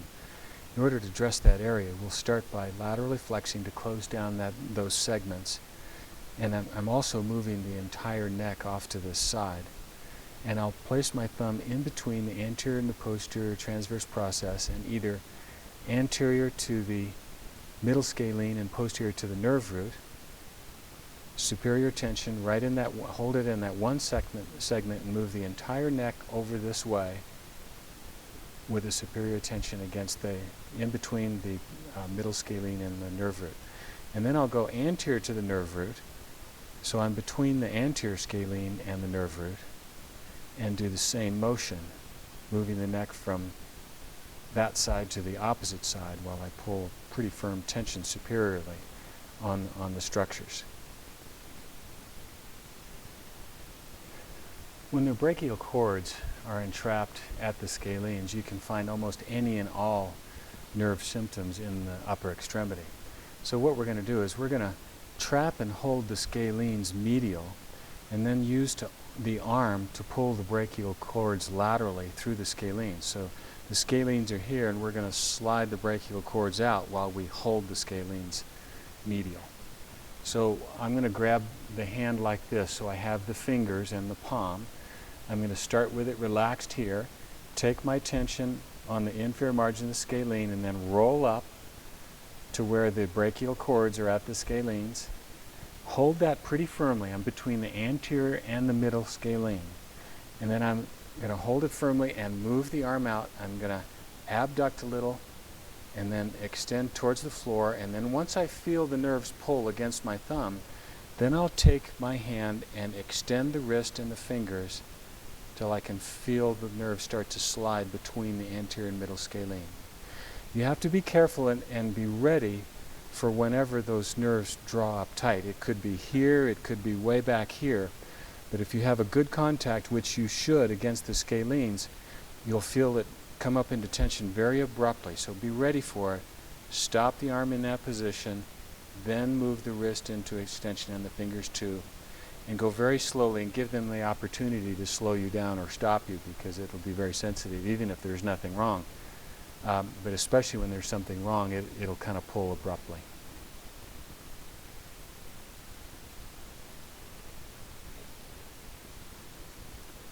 The dorsal ramus of C2 wraps around the inferior oblique, and it's that point we need to be concerned about a possible tension or entrapment. So we'll start at the spinous process of C2, come a little bit laterally, about halfway out the length of the muscle. And that'll be our spot that we're looking for. So we'll draw attention on the inferior margin of the muscle at that spot with the patient in rotation this way and a little bit of lateral flexion and extension towards that side. Then we'll flex, rotate away, laterally flex away, hold the tension, superior lateral, and feel for the spot. If it's attached there, there'll be a little knot right against the muscle, and you can actually feel the nerve not sliding or pulling with the muscle.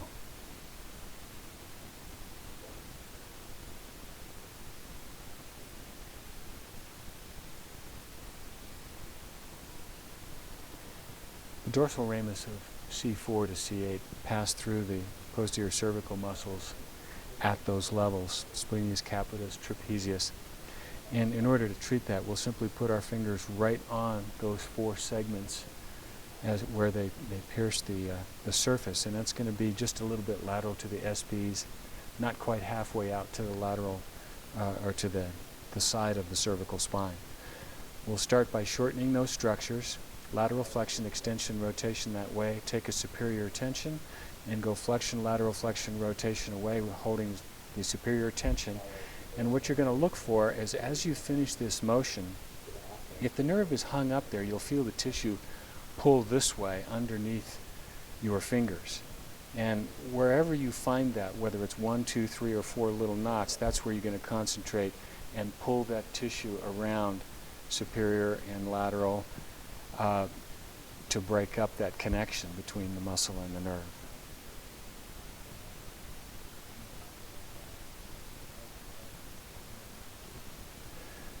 The dorsal rami of T1 to T6 pierce the posterior spinal musculature at those levels, and it'll be at the trapezius fairly close to the spinous processes. In order to treat that, we'll take a contact almost right on the spinous process,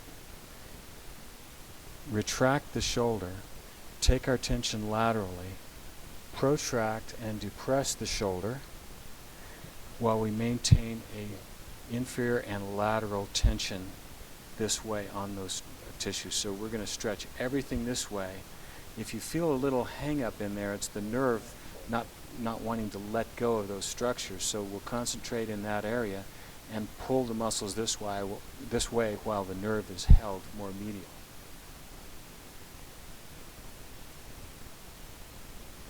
All the way down to T6.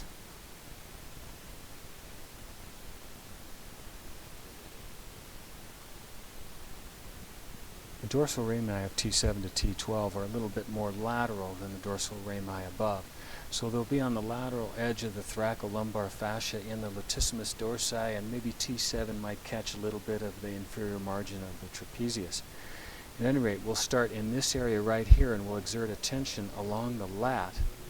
We'll start with one arm across like this, arm down by the side. We'll extend, rotate, laterally flex that direction, take a tension superior lateral, and then flex the spine, rotate the spine, and hand over and across, rotate a little bit more, and then stretch the tissue superior laterally. And we'll work each one of those segments, T7 to T12.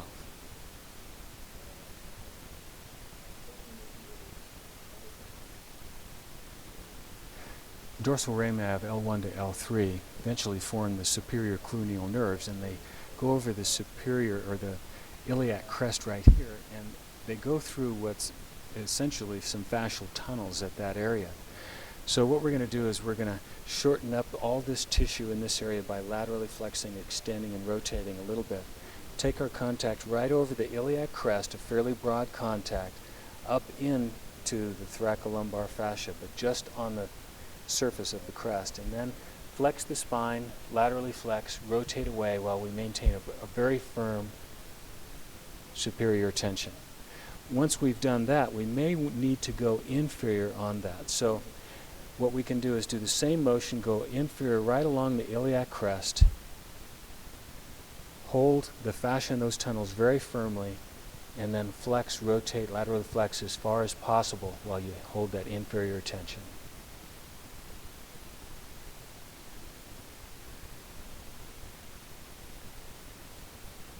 The dorsal rami of S1 to S3 pierce the surface and become cutaneous at this level right here on the upper reaches of the sacrum near the sacroiliac joint. So what we're going to do is we're going to have the patient bring the leg forward. You can go ahead and bend the knee and just pull the knee in forward as far as you can across your body against the table. So it not only flexes but adducts as well. Okay, start right here. And then I'm going to take an inferior tension right on the posterior superior iliac spine, a little bit more inferior towards the sacrum, the sacroiliac joint, and take a tension inferior lateral.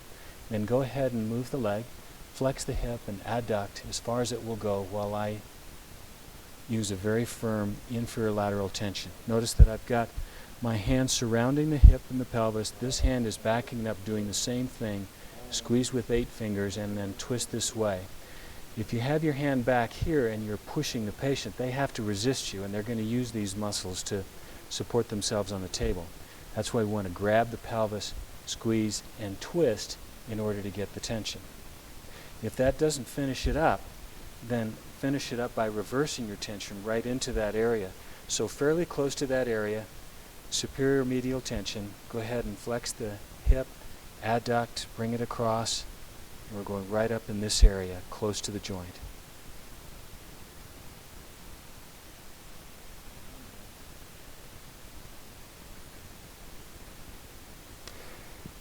Where the intercostal nerves pierce and become cutaneous is right at the edge of the serratus anterior in this area, and so we'll take a multiple finger contact in between each rib, right at the edge of the serratus.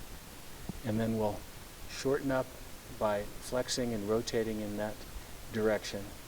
and then take my tension right up against the serratus on the intercostals, and then extend and rotate and take a deep breath in while we maintain that posterior superior tension along the rib lines.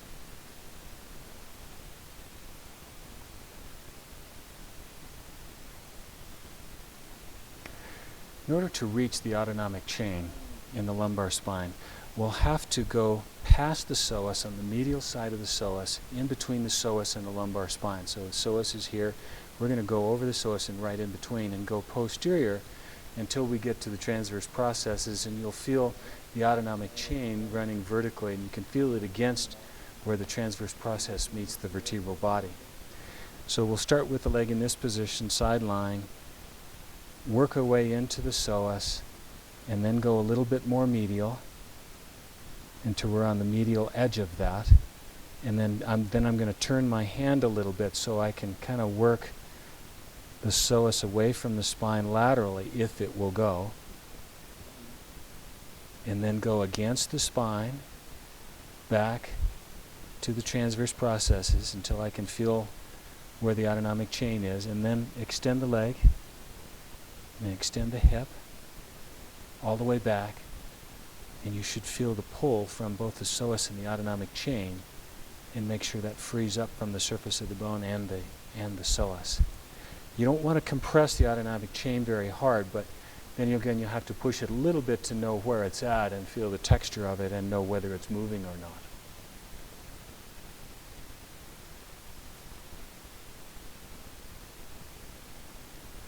As the femoral nerve forms and then goes inferior, it wraps around the back side of the psoas and comes out in between the psoas and the iliacus. And that will occur at about L3, L4, but that can vary in the level that will come out. So we'll start by moving in along the iliacus until we bump up against the psoas, and then go in between the iliacus and the psoas, and follow that superior until we find a more firm or fibrotic area to work, and then try to push the psoas over just a little bit to slide it against or across the iliacus just a little bit, and then have the patient move the leg back, extend the knee, extend the hip, and I'm going to try to get in between the psoas and the iliacus and then work superior. And then in subsequent passes, I'm going to go more and more superior behind the psoas, even to the point where I'll lose the iliacus and be above the iliac crest, just to make sure if it wraps around and comes out from underneath the psoas higher up, I'll still get it.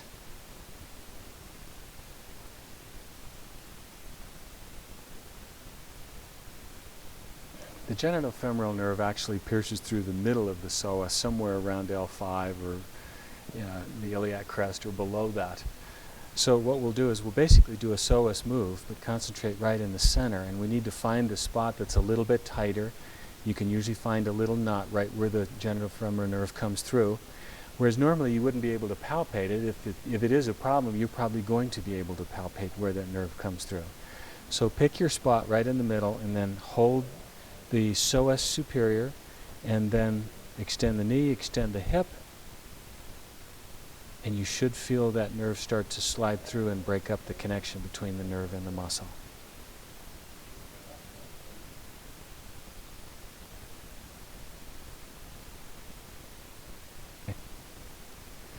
The lateral femorocutaneous nerve can be a problem, especially associated with pregnancy. And in order to free that up, we're going to start right at the inside or the superior side of the inguinal canal. What we're going to do is we're going to find the inguinal ligament from the anterior superior iliac spine and just below that, and we're just going to go a little deep to that along the iliacus, but on the surface right underneath the corner, the attachment of the inguinal ligament. We're going to start right there. I'll pull the tissue superior, hopefully stretching the lateral femorocutaneous nerve a little bit superior and pulling it in from that inguinal canal. And then the patient will do basically a psoas move by extending the knee and extending the hip, and I'll see if I can stretch that tissue that might be hung up in the inguinal canal. From that point, I'll just follow the nerve up along the lateral margin or the surface of the iliacus, all the way up to the iliac crest, and then on the posterior abdominal wall higher than that. So same motion, but we'll just follow the course of that nerve along the posterior surface of the abdominal cavity until we get all the way up to the psoas, up a little bit higher, and that'll be up around L2, L3 where it disappears.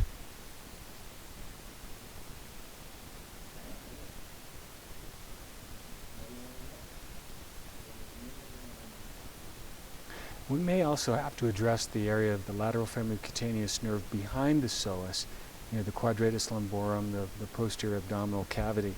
So that's going to be quite a bit higher. We'll follow our way in along the course of the nerve, getting more superior, but then we'll just go behind the psoas at this position right here against the posterior abdominal wall, hold that position, and then she'll extend the knee and extend the hip. We'll push the psoas over a little bit and see if it's trapped underneath it and behind it. Okay?